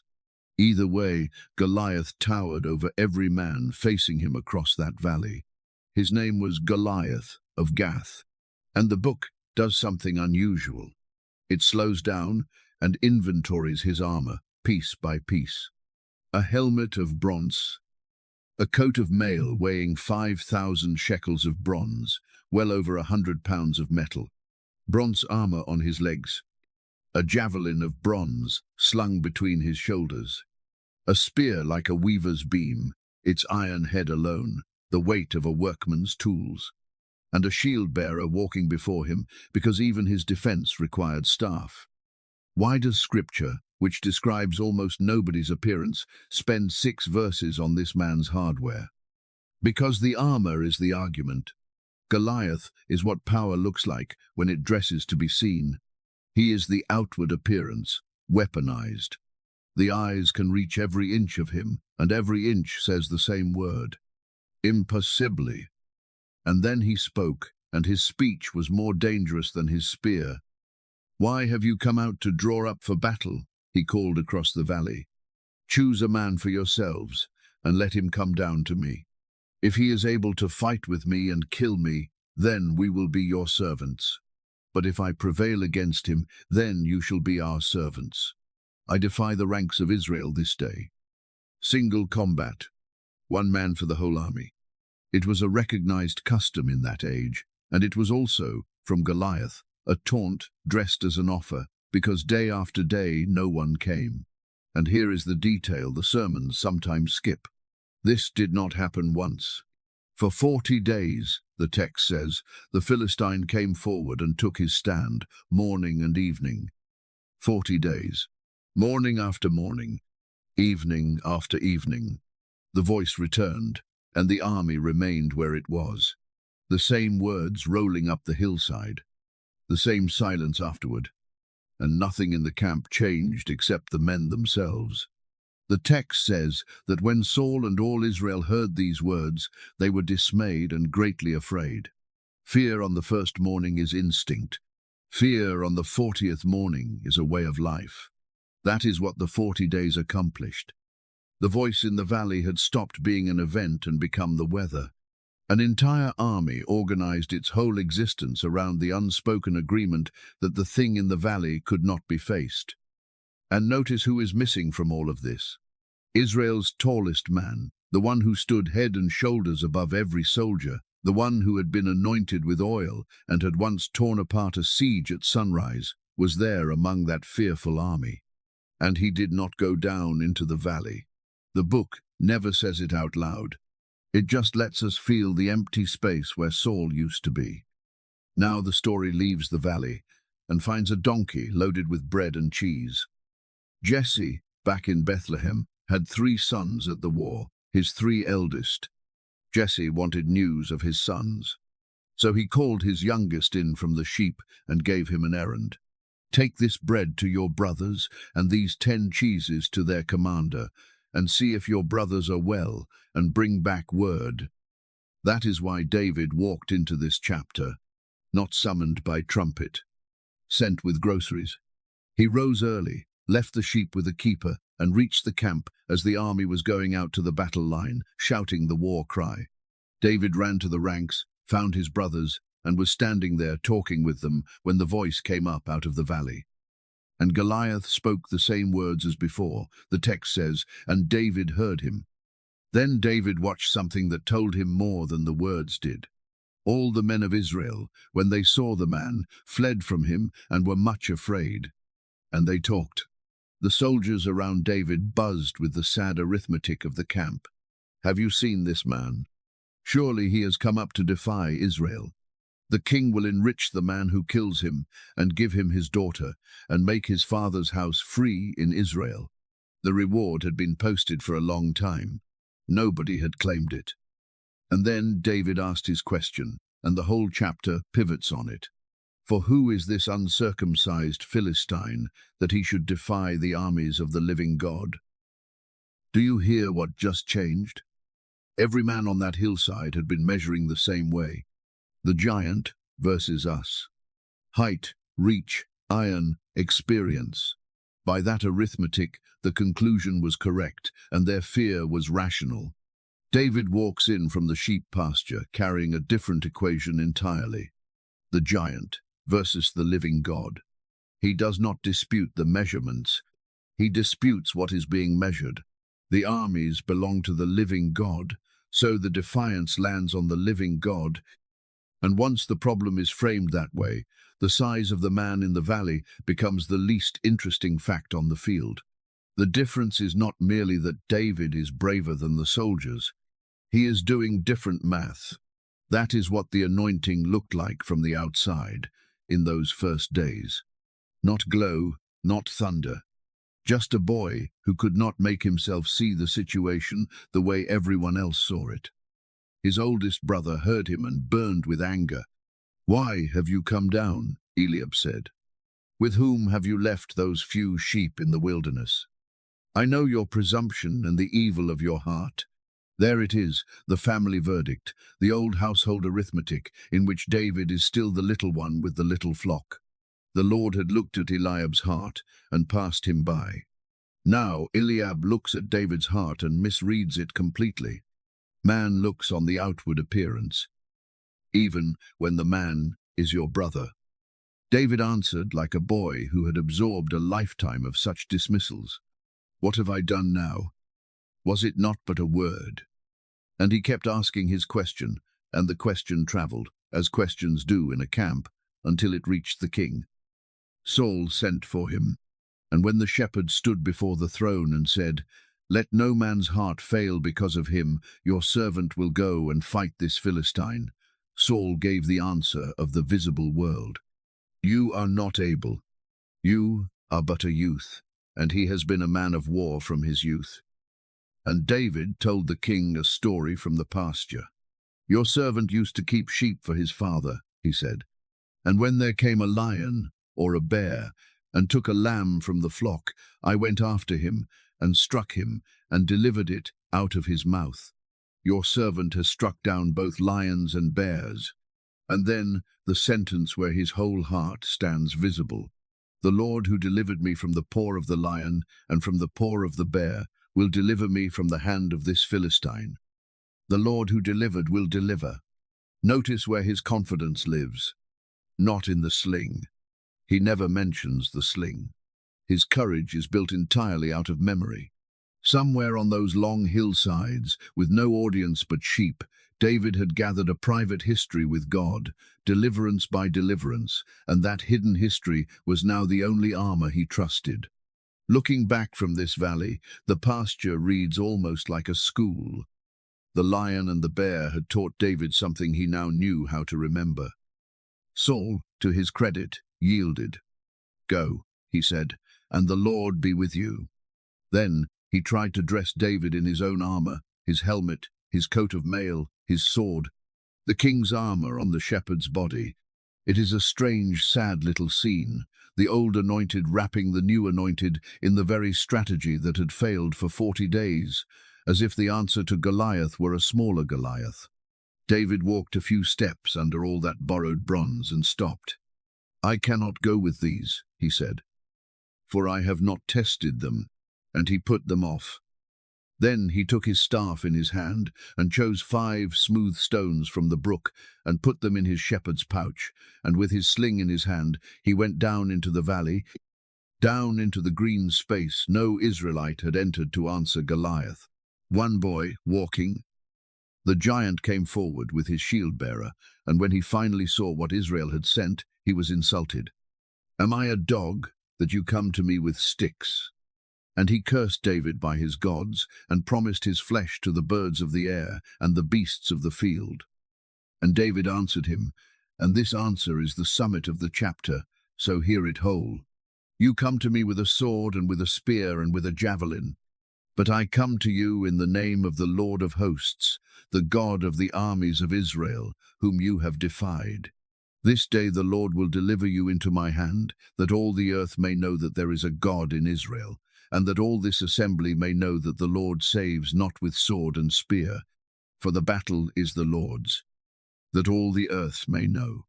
The boy in the valley is not fighting for a reward or a king's daughter.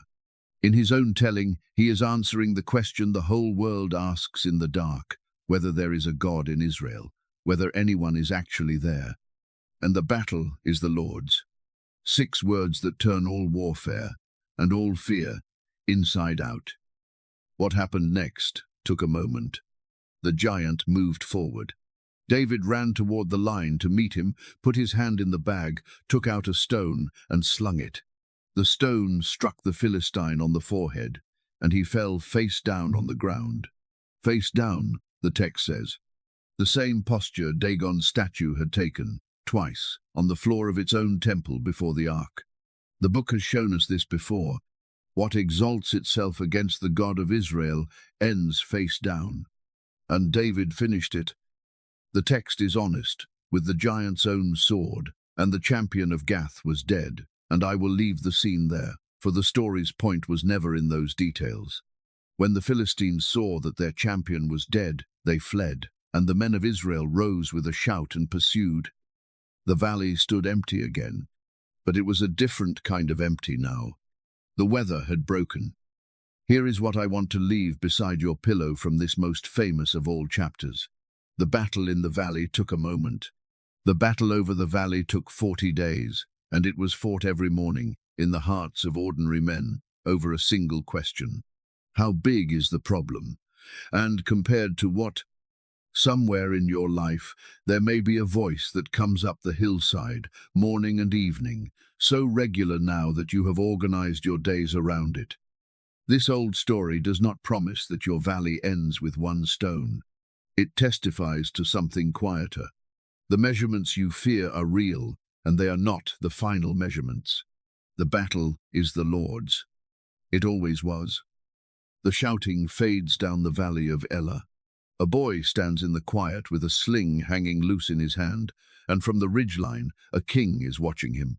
Watching, and beginning, just barely, to wonder. The wondering will grow. The women of Israel are already composing a song that will set fire to it. But that song belongs to tomorrow. Tonight, the valley is green again, and the evening is quiet all the way to its edges. Chapter 10. The Spear and the Song. Before the trouble, there was a friendship. The book insists we see it first. When David had finished speaking to Saul on the day of the giant, the text says, "The soul of Jonathan was knit to the soul of David, and Jonathan loved him as his own soul." Knit, woven together, thread into thread, the way you bind 2 cords so that pulling on one moves the other. Jonathan was the king's son, the crown prince, the hero of Michmash, who had climbed a cliff on trust with one companion. If anyone in Israel had reason to see David as a rival, it was this man. The throne David would one day fill was the throne Jonathan stood next in line for. And Jonathan's response to David was to love him. More than love him, the text says Jonathan made a covenant with David because he loved him as his own soul. And then he did something that still stops me every time I read it. Jonathan stripped himself of the robe that was on him and gave it to David and his armor and even his sword and his bow and his belt. A prince laying his own things, piece by piece, in a shepherd's hands. Nobody told him to. No prophet had explained to him what the oil in Bethlehem meant. The text calls it covenant and love. And yet the gesture can be read as more than friendship. The heir of the throne places royal things in the hands of the man who will one day hold the throne itself. And readers across the centuries have found it hard not to hear a deeper note sounding under the scene. Remember the robe either way. This book keeps speaking through fabric. A torn hem meant a kingdom taken. Now, a robe is given away whole, freely, in love, and the story will let us discover what that gift came to mean. Jonathan is the only person in this entire story who loses the most and fights it the least, and the book will honor him for it in its own quiet way, not with a throne, but with something that outlasts thrones. So David went out and was successful wherever Saul sent him. Saul set him over the men of war, and it was good in the eyes of all the people and even in the eyes of Saul's servants. For a little while, everything rose together. Then came the song. The army returned from the victory, and the women came out of all the cities of Israel, singing and dancing, with tambourines and songs of joy. It was the custom of that world, the welcome of the victors. And as they danced, the women sang to one another a little refrain, the kind that catches on because it rhymes and swings. Saul has struck down his thousands, and David his 10,000s. The text gives no hint that the song was meant as treason. It celebrates both Saul and David, and poetry reaches for a bigger number in the second line, the way a stairway reaches for the next step. But listen to what the song became inside the man who heard it. Saul was very angry, the text says, and this saying displeased him. He said, "They have ascribed to David 10,000s, and to me they have ascribed thousands. And what more can he have but the kingdom?" And the next sentence hangs over everything that follows. And Saul eyed David from that day on. Eyed him, watched him sideways, ran every gesture through the new arithmetic.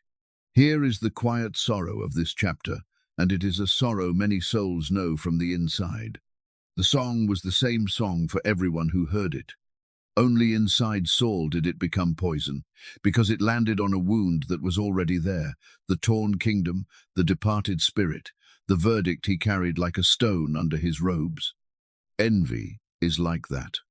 It is not really about the other person. It is grief about ourselves. Wearing armor, 10,000 people can cheer for us, and we will hear only the one comparison. That was the true battlefield now, not Elah. The space inside Saul, where a tambourine refrain played over and over and would not stop.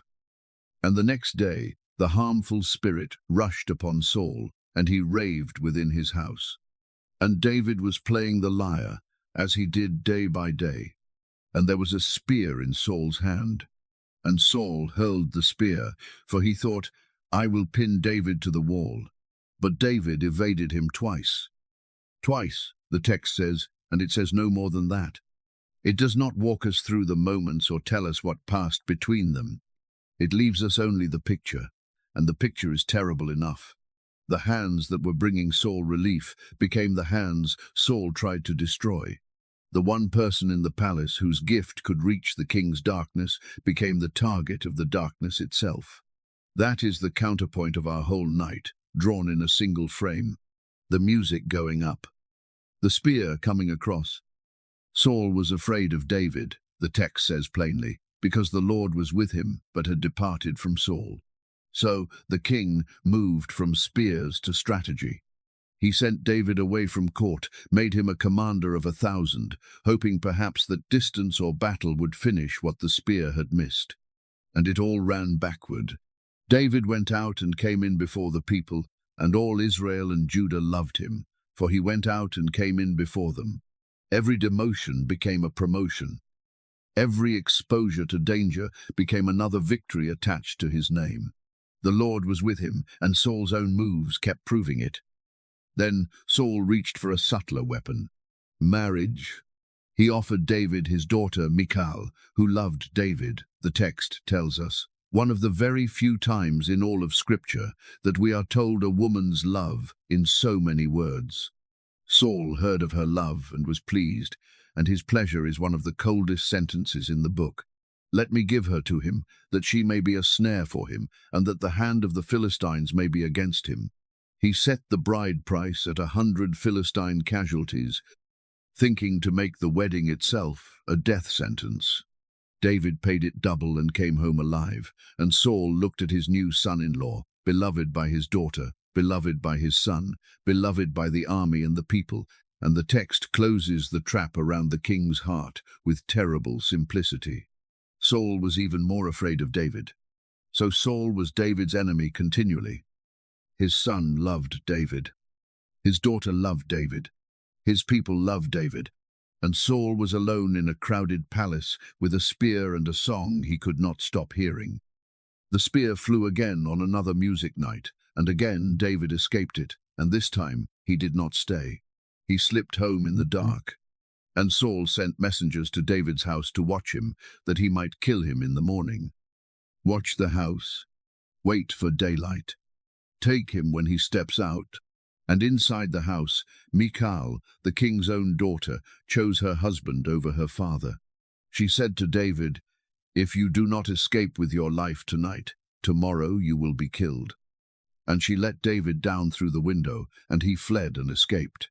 Then she took a household idol and laid it in the bed with a pillow of goat's hair at its head, and covered it with clothes, and bought him hours with the oldest trick in the world. When Saul's men finally pushed past her, the bed held a statue, and the window stood open, and the night had swallowed the son of Jesse. Where does a hunted man run first? David ran to Ramah, to Samuel, the old prophet who had poured the oil on his head, and told him all that Saul had done to him. And what followed at Naioth in Ramah is one of the strangest scenes in the book.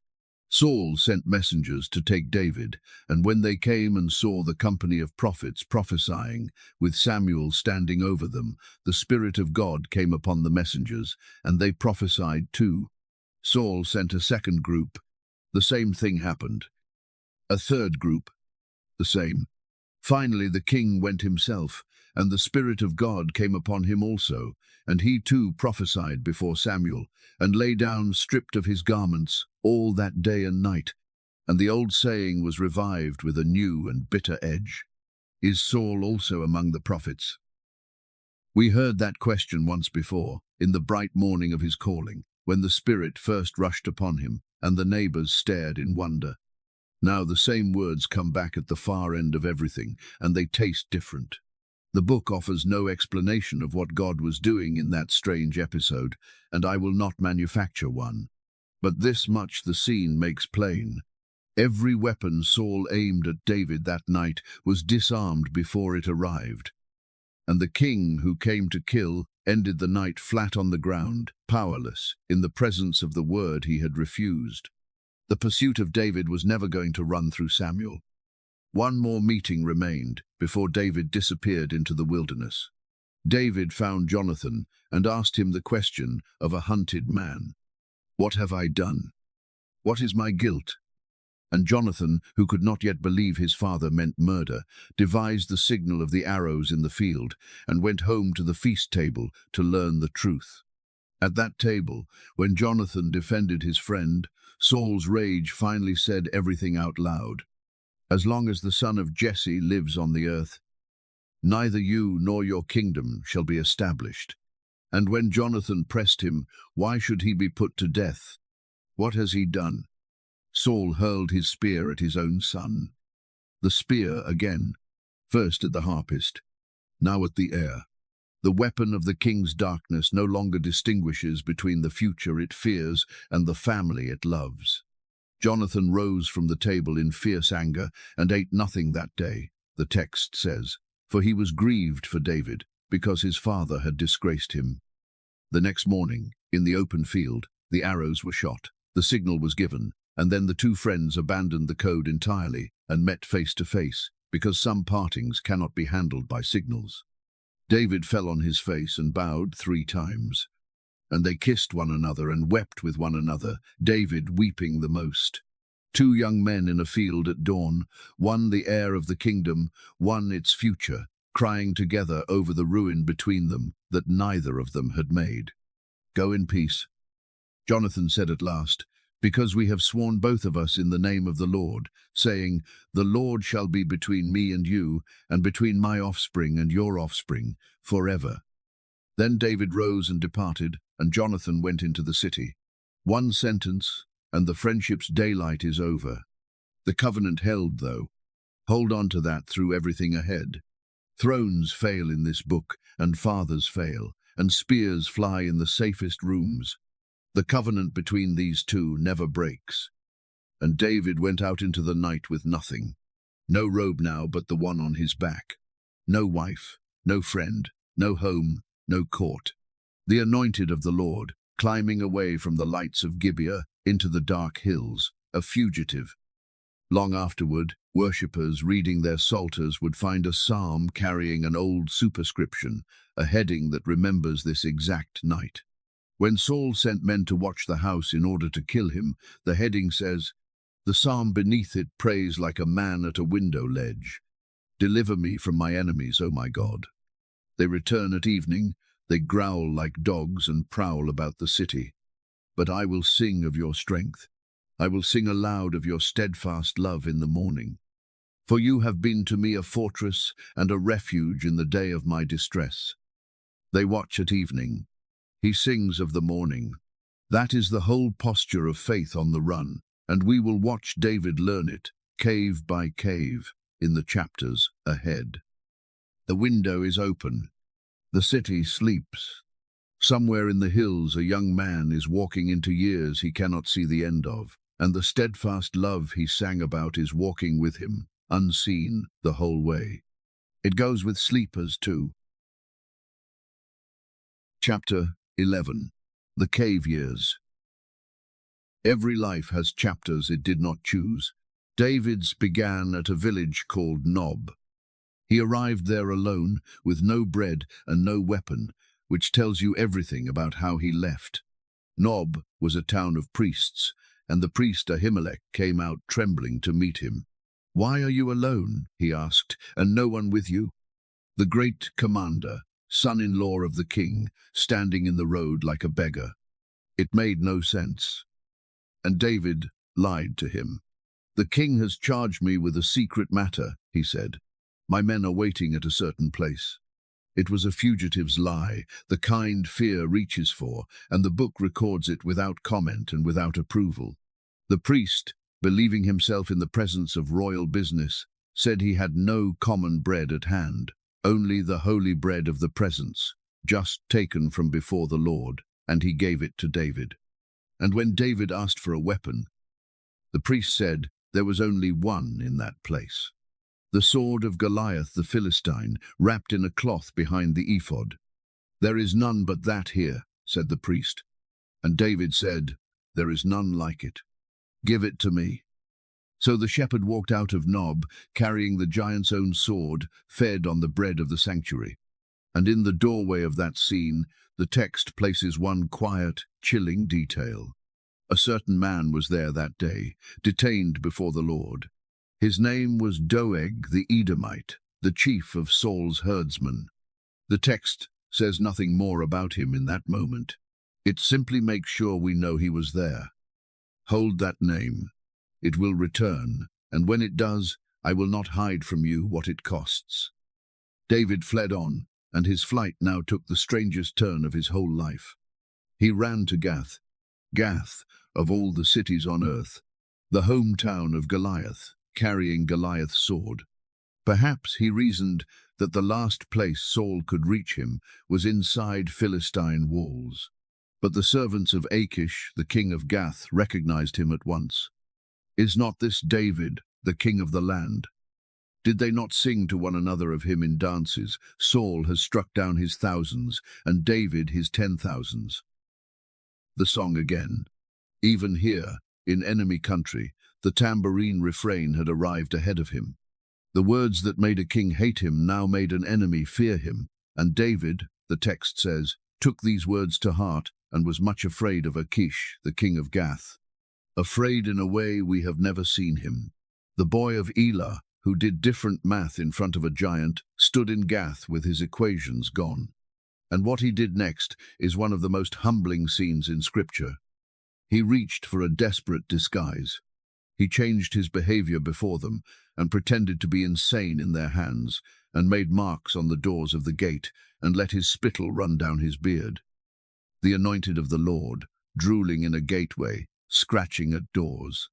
Achish looked at the performance and waved him away in disgust.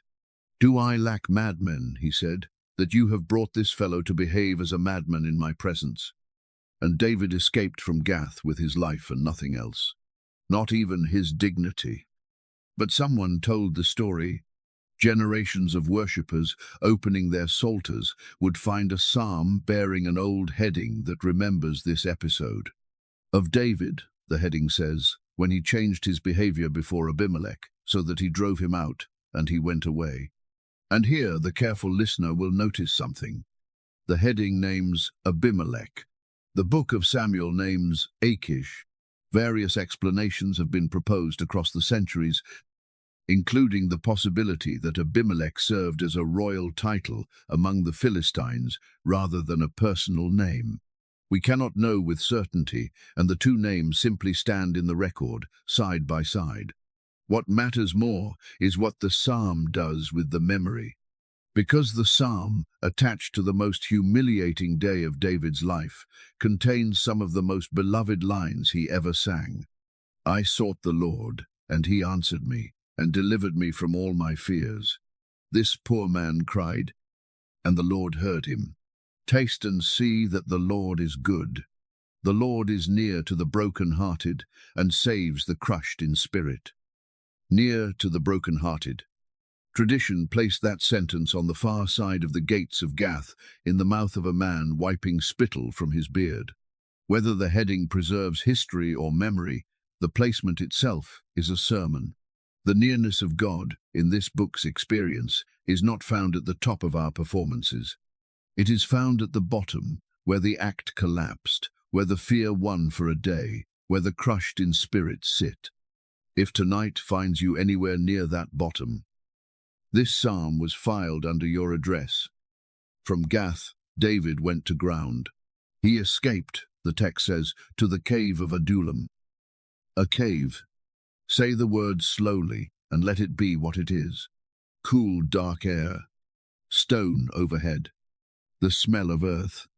Water somewhere, ticking. A cave is the world with everything subtracted, no throne room, no battlefield, no audience, no roles left to play. And it was there, in the subtraction, that something unexpected began to gather. His brothers and all his father's house heard where he was, and they went down to him. And then, listen to this verse, because it is one of the quietly great verses of the book. Everyone who was in distress, and everyone who was in debt, and everyone who was bitter in soul, gathered to him, and he became commander over them. And there were with him about 400 men, the distressed, the indebted, the bitter of soul. That was the membership roll of David's first company, not the champions of Israel, the overdrawn and the overwhelmed, the men whose lives had gone wrong, limping out of every corner of the land toward a fugitive in a cave, because somehow the man whom the palace rejected felt like a place to stand. And he took them in, all of them. The future king of Israel learned to lead not in a court, but in a cave, and not with the impressive, but with the broken. Hannah's key is playing again, softly, down there under the ground. The Lord raises the poor from the dust. He was raising a whole army of them, and their commander first. An old heading in the Psalter remembers the caves too. A psalm of David, it says, when he fled from Saul, in the cave. It does not tell us which cave, and I will not decide for it. But hear how the man in that psalm prays. Be merciful to me, O God, for in you my soul takes refuge.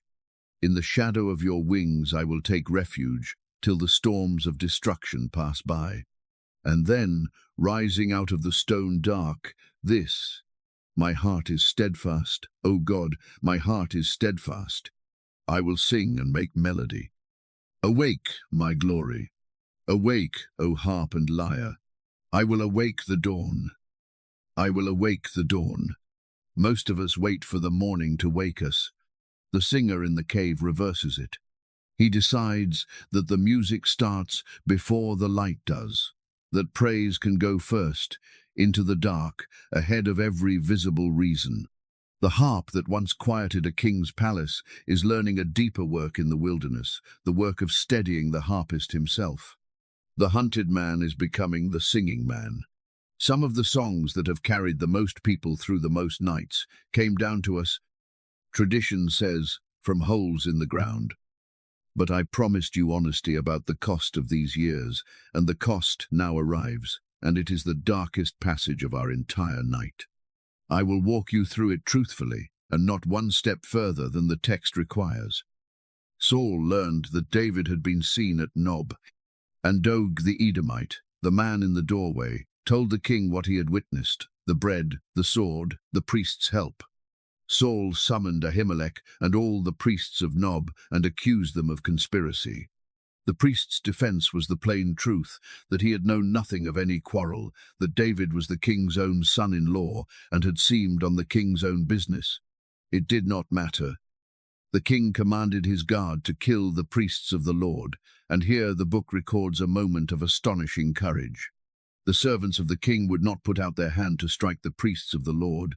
Soldiers, refusing a direct royal order, at the risk of everything, because some commands are wrong at a depth no crown can reach.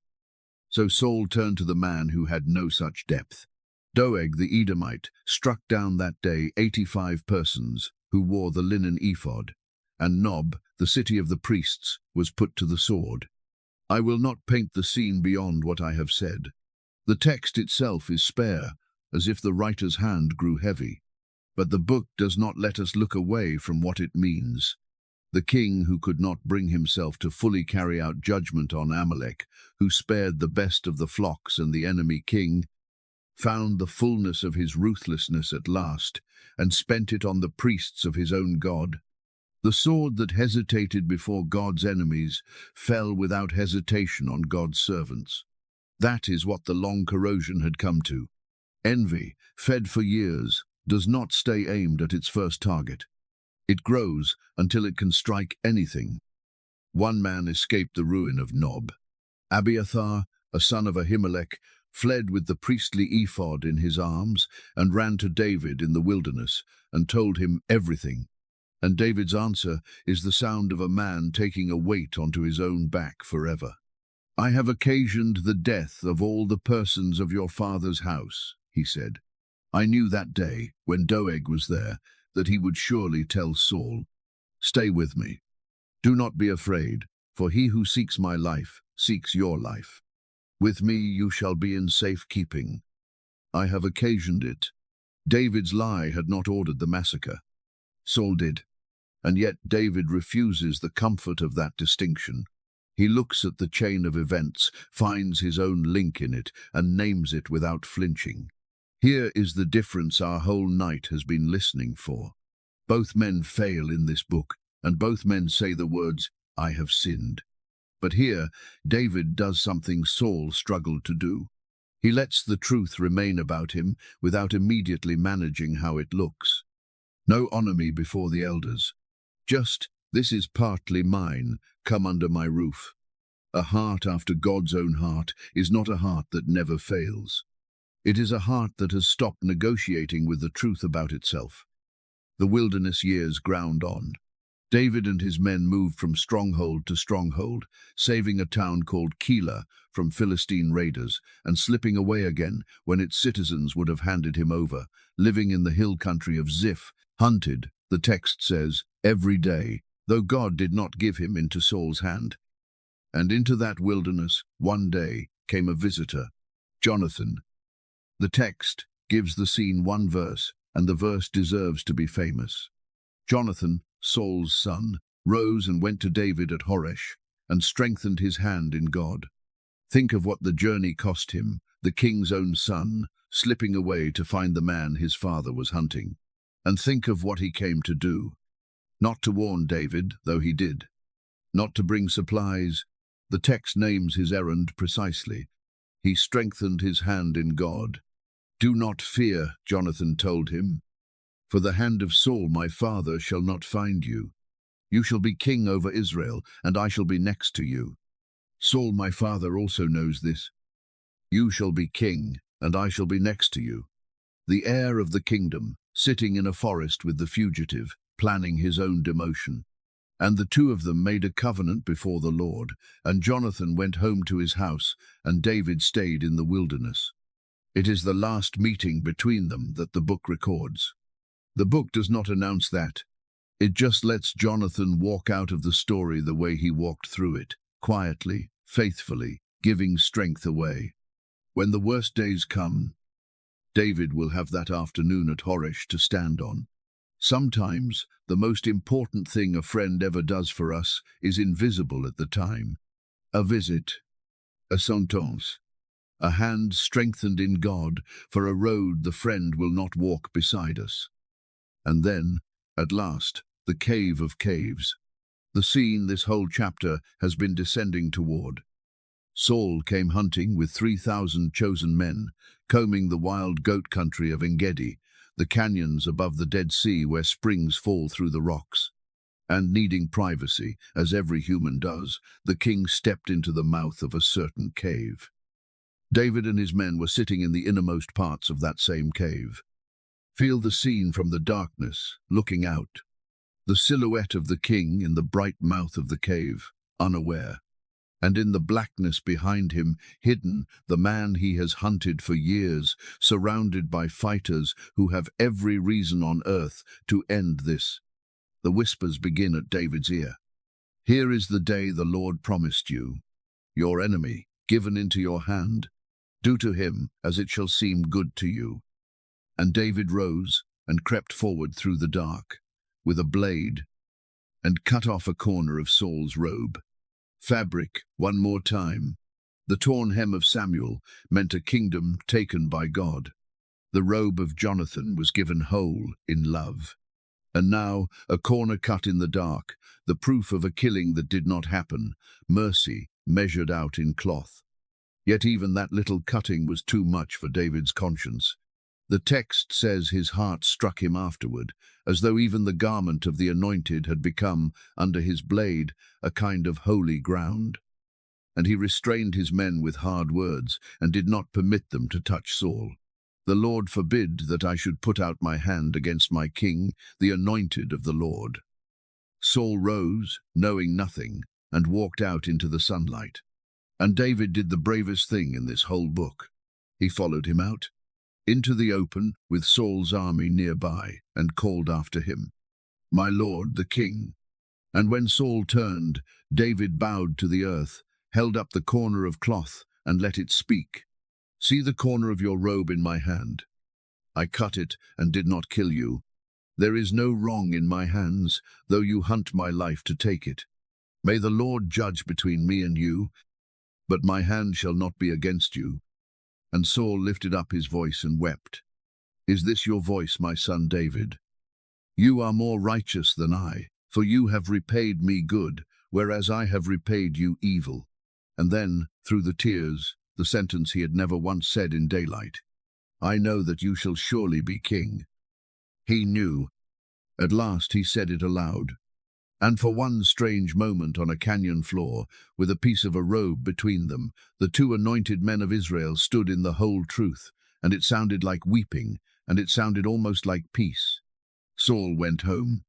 David and his men went up to the stronghold, because a moment of truth is not the same as a changed heart, and David knew the difference and lived by knowing it.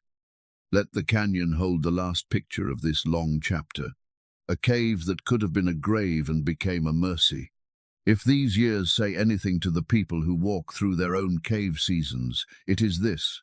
The dark stretches are not the interruption of the story. They are part of its schooling. The bread of the presence finds fugitives. The broken-hearted get a psalm with their name on it. The bitter of soul find a commander. A friend appears in a forest with strength in his hands.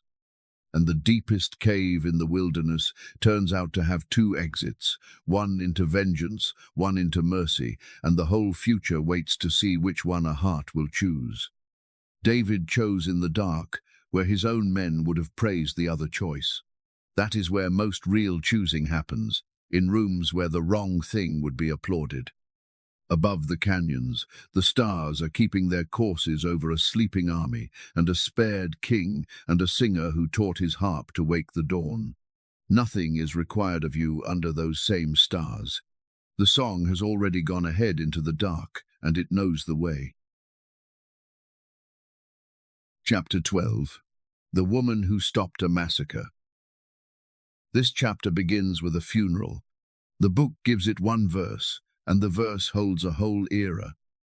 Now Samuel died, and all Israel assembled and mourned for him, and they buried him in his house at Ramah. Feel what has just left the story. The boy who heard his name in the dark at Shiloh, the judge who never took a bribe, the old man who anointed two kings with the same trembling hands and grieved for the first one like a father. For 2 generations, everything solid in Israel had gathered around that one grey head. Now the head is at rest, and the nation stands at the grave of its own conscience. Saul has no prophet left to fear. David has no protector left to run to. Whatever the 2 anointed men do now, they do without Samuel watching. And it is worth noticing what kind of story the book chooses to tell next. It is the story of what David almost became in the first days after nobody was watching. David went down to the wilderness of Paran, and his company of 600 lived, as such companies lived, in the margins of the land. And here the book introduces us to a rich man, and it wants us to see him clearly and quickly. His name was Nabal.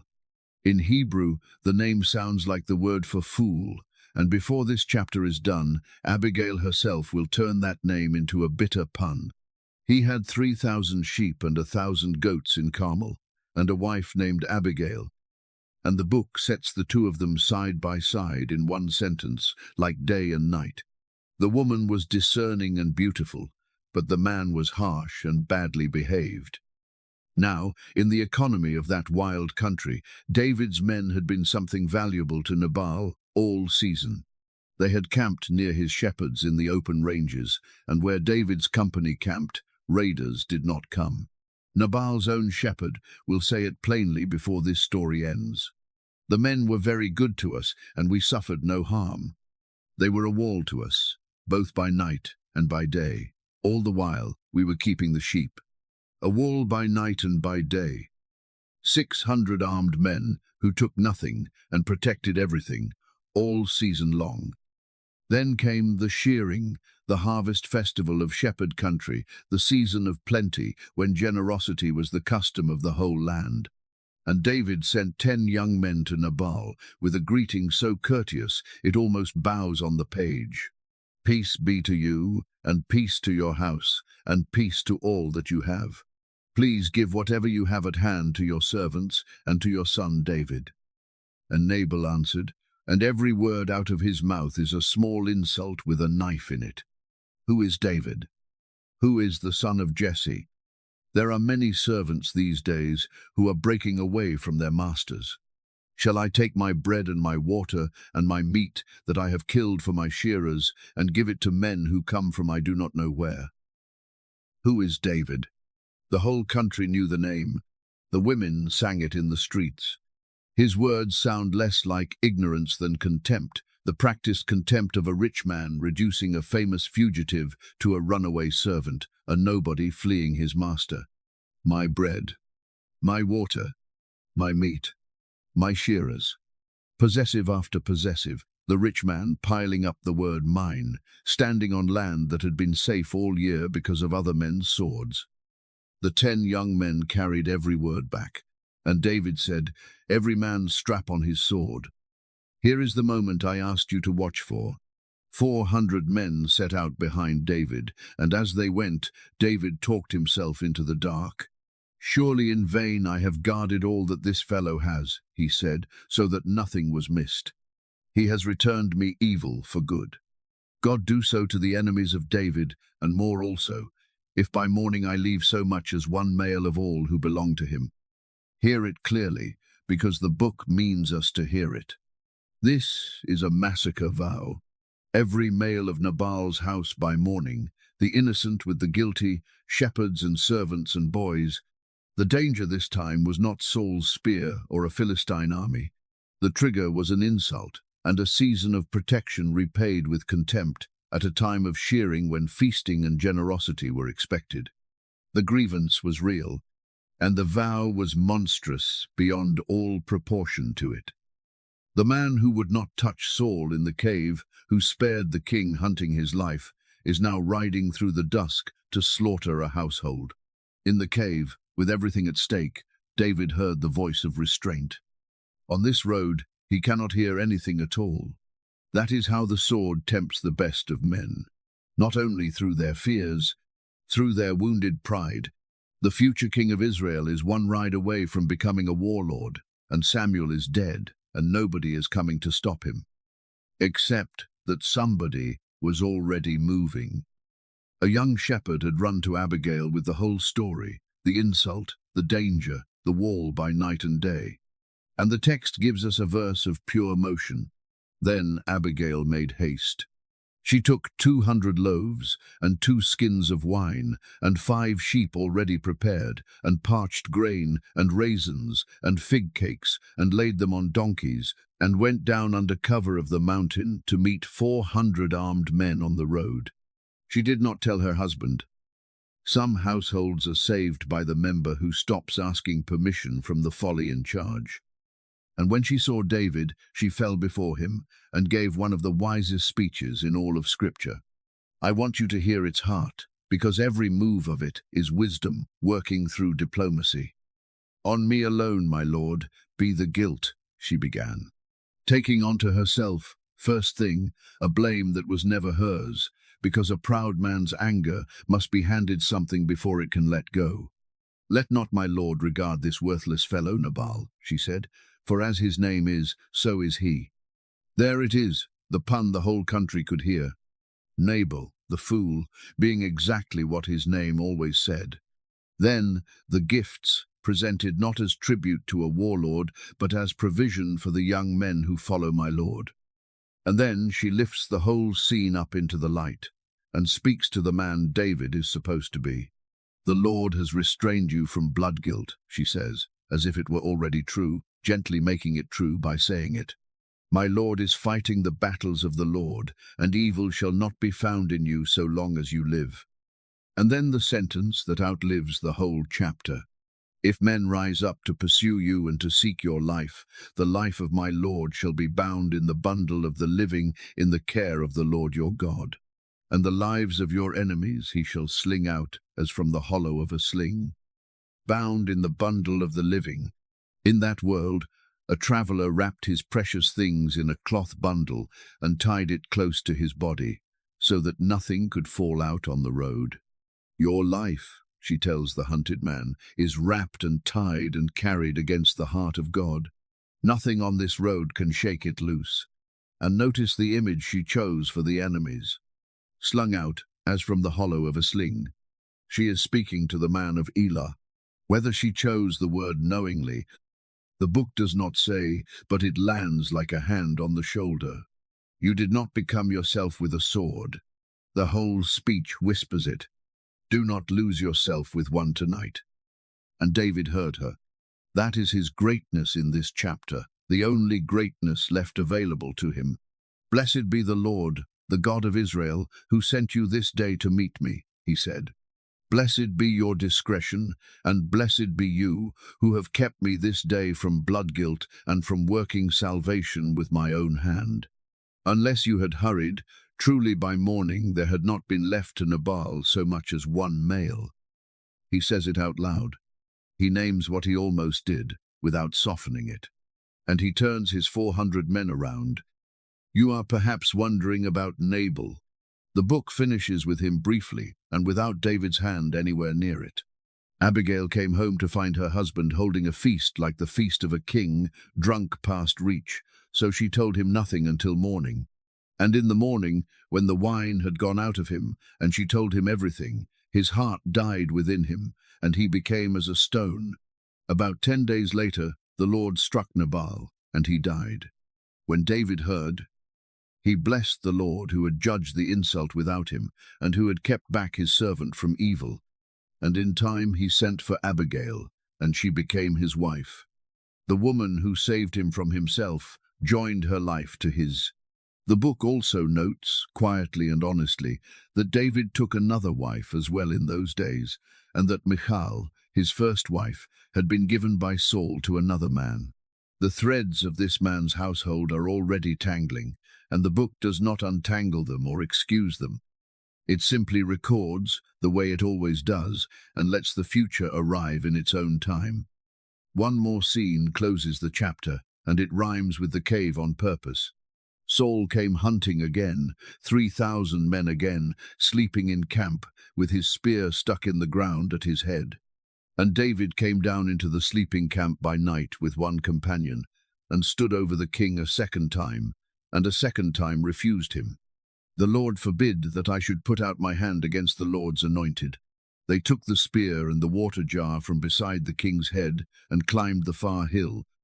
And David called across the valley in the dark, and Saul wept again and blessed him again, and the two men parted for the last time, the book records. Twice now the same test, and twice the same answer. And it is hard not to notice what stood between the two tests. A woman on a mountain road, turning 400 swords around with a speech. Restraint, like everything else, is learned, and somebody usually helps us learn it. So let this be the coal you carry to sleep from this chapter. The Lord does not only deliver us from our enemies. Sometimes, on a dusk road, with our sword already strapped on, he delivers us from ourselves. And the deliverance rarely looks like thunder.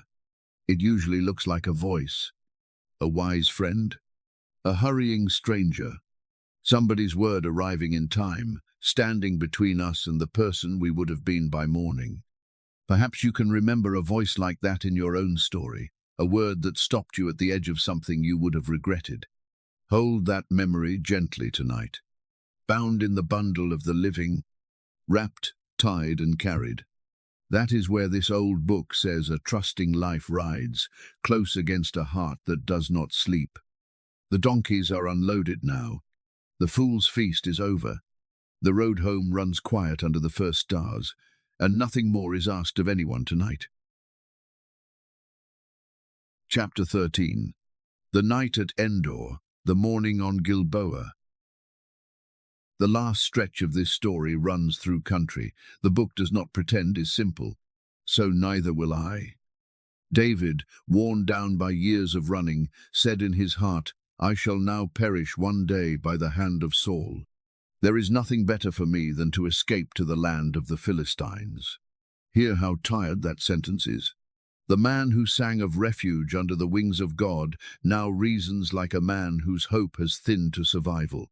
He took his 600 and their families and crossed over to Achish of Gath, the very king before whom he had once feigned madness, and this time Achish received him and gave him a frontier town called Ziklag to live in. And the book is honest about what those 16 months in Ziklag were. David raided the old enemies of the south country, and told Achish he had been raiding Judah, his own people. He lived by his sword and by a lie, keeping his host deceived, walking a knife edge between two nations. The text records it all without decoration and without excuse, and some readers wince here, and the wince seems intended. The book has never offered us a spotless hero. It offers us a chosen man in a compromised season, growing dim in a far country, and it trusts us to keep watching, because the Lord has not stopped watching. The knife edge nearly cut him. The Philistines gathered all their forces for a great war against Israel, and Achish summoned David to march with them.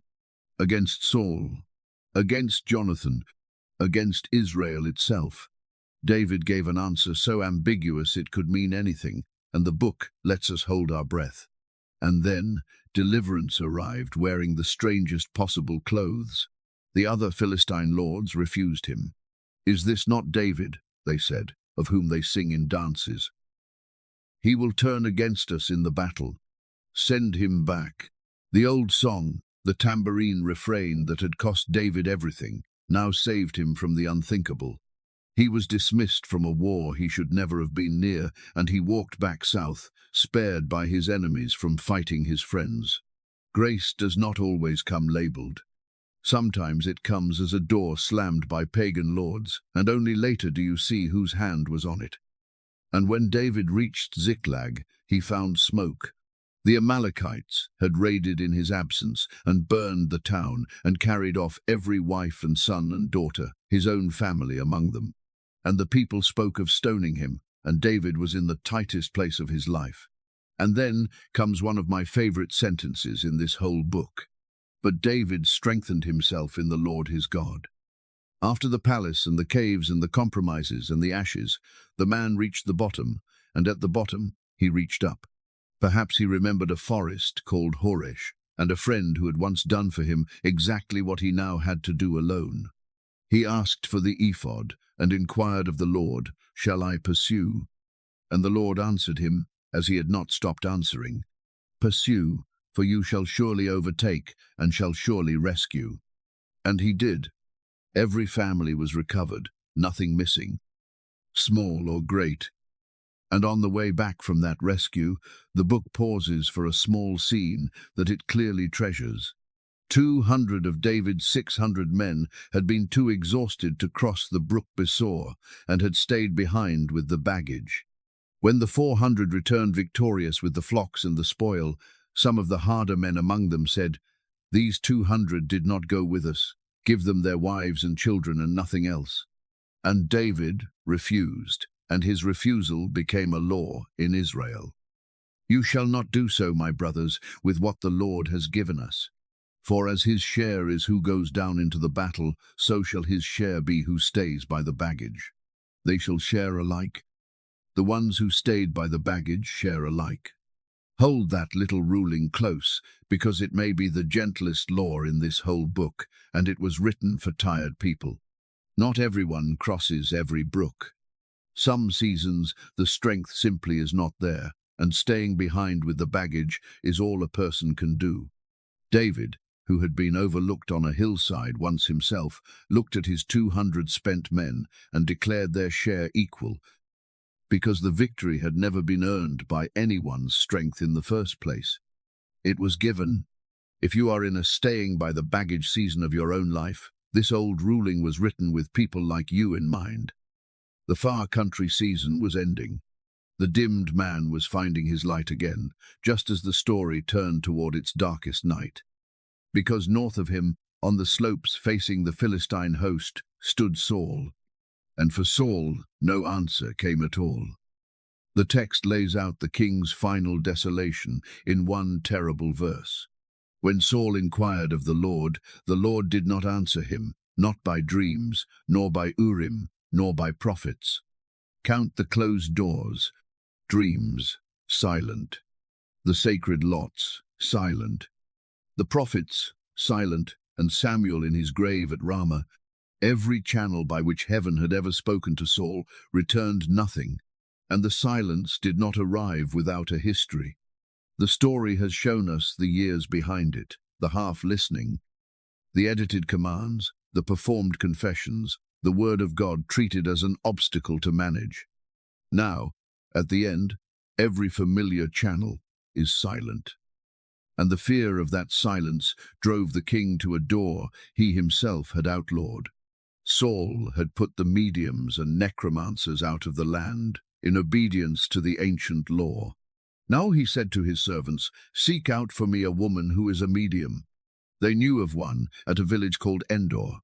And Saul disguised himself and put on other garments, the king of Israel hiding from his own decree, and crossed the lines by night with 2 men to a woman's door in the dark.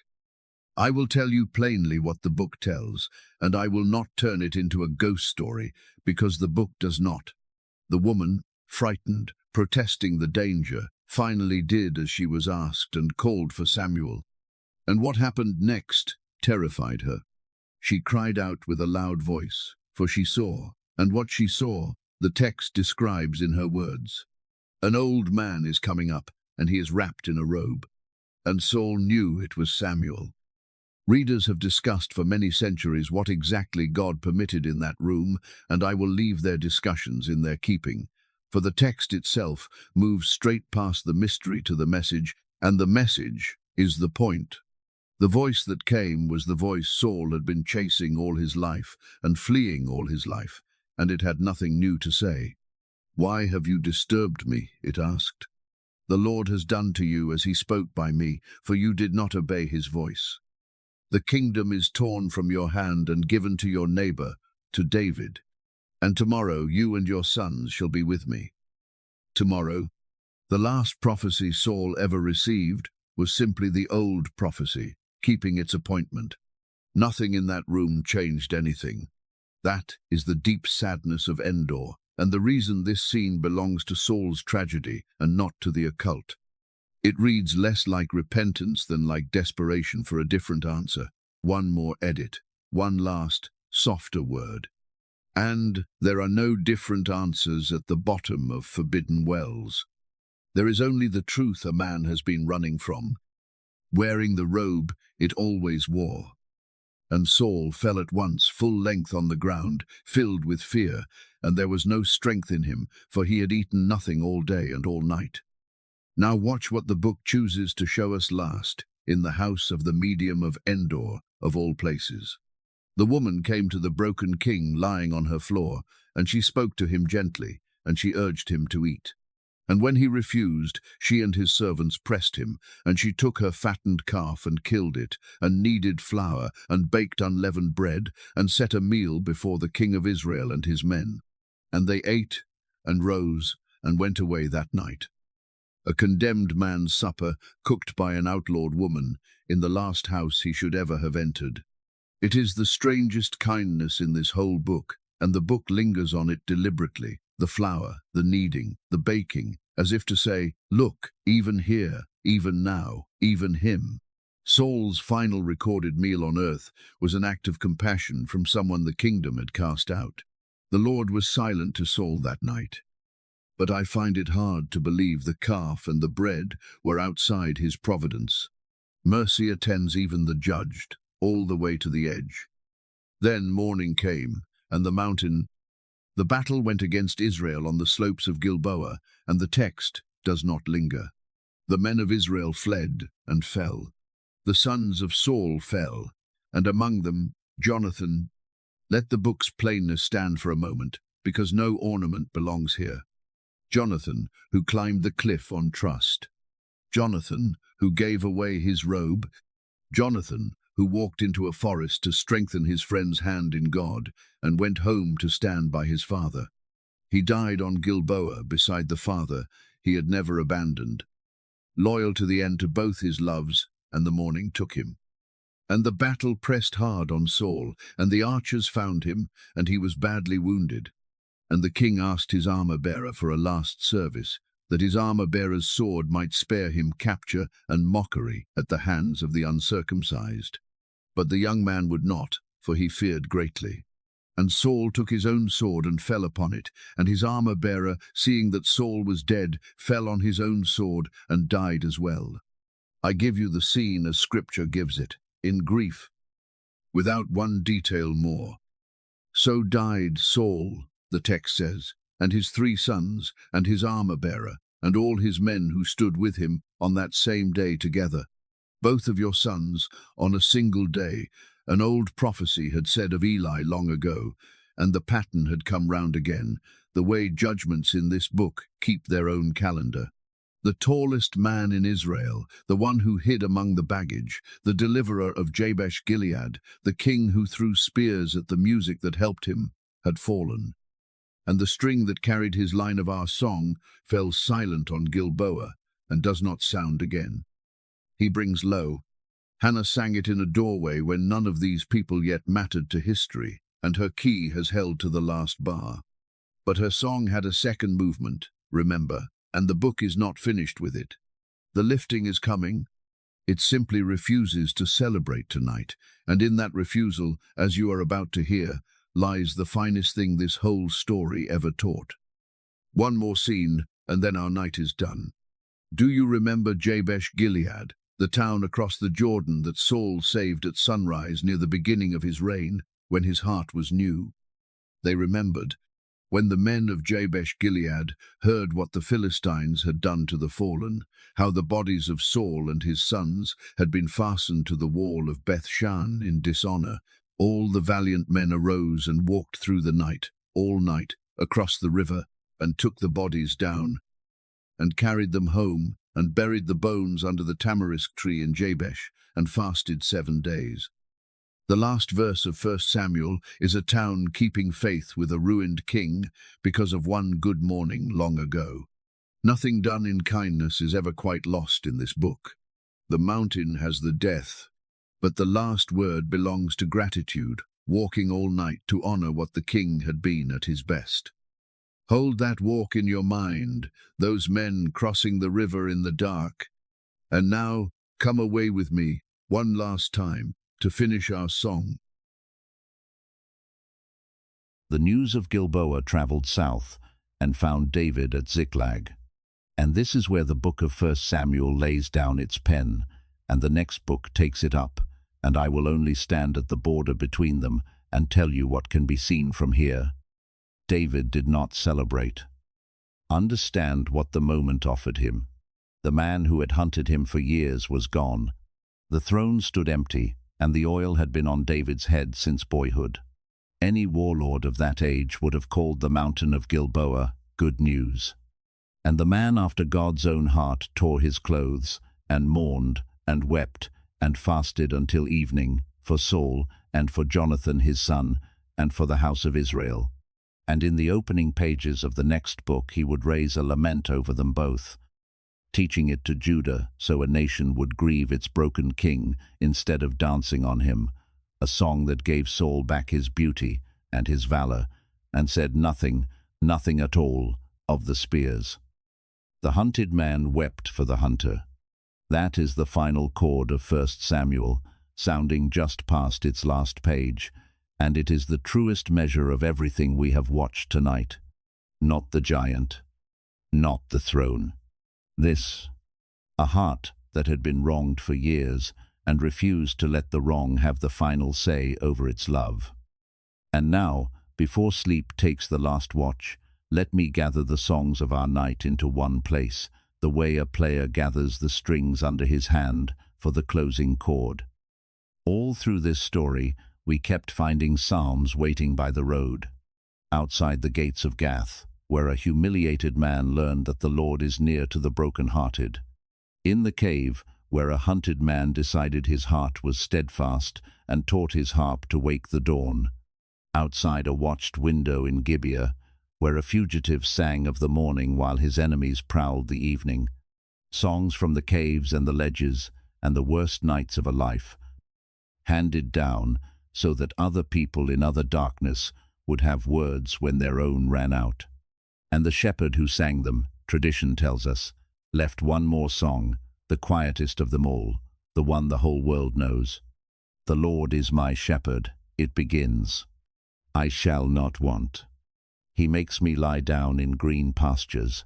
He leads me beside still waters. He restores my soul. He makes me lie down. The boy who kept sheep grew up to sing of a God who keeps us the same way. In the psalm, lying down is something the shepherd makes possible.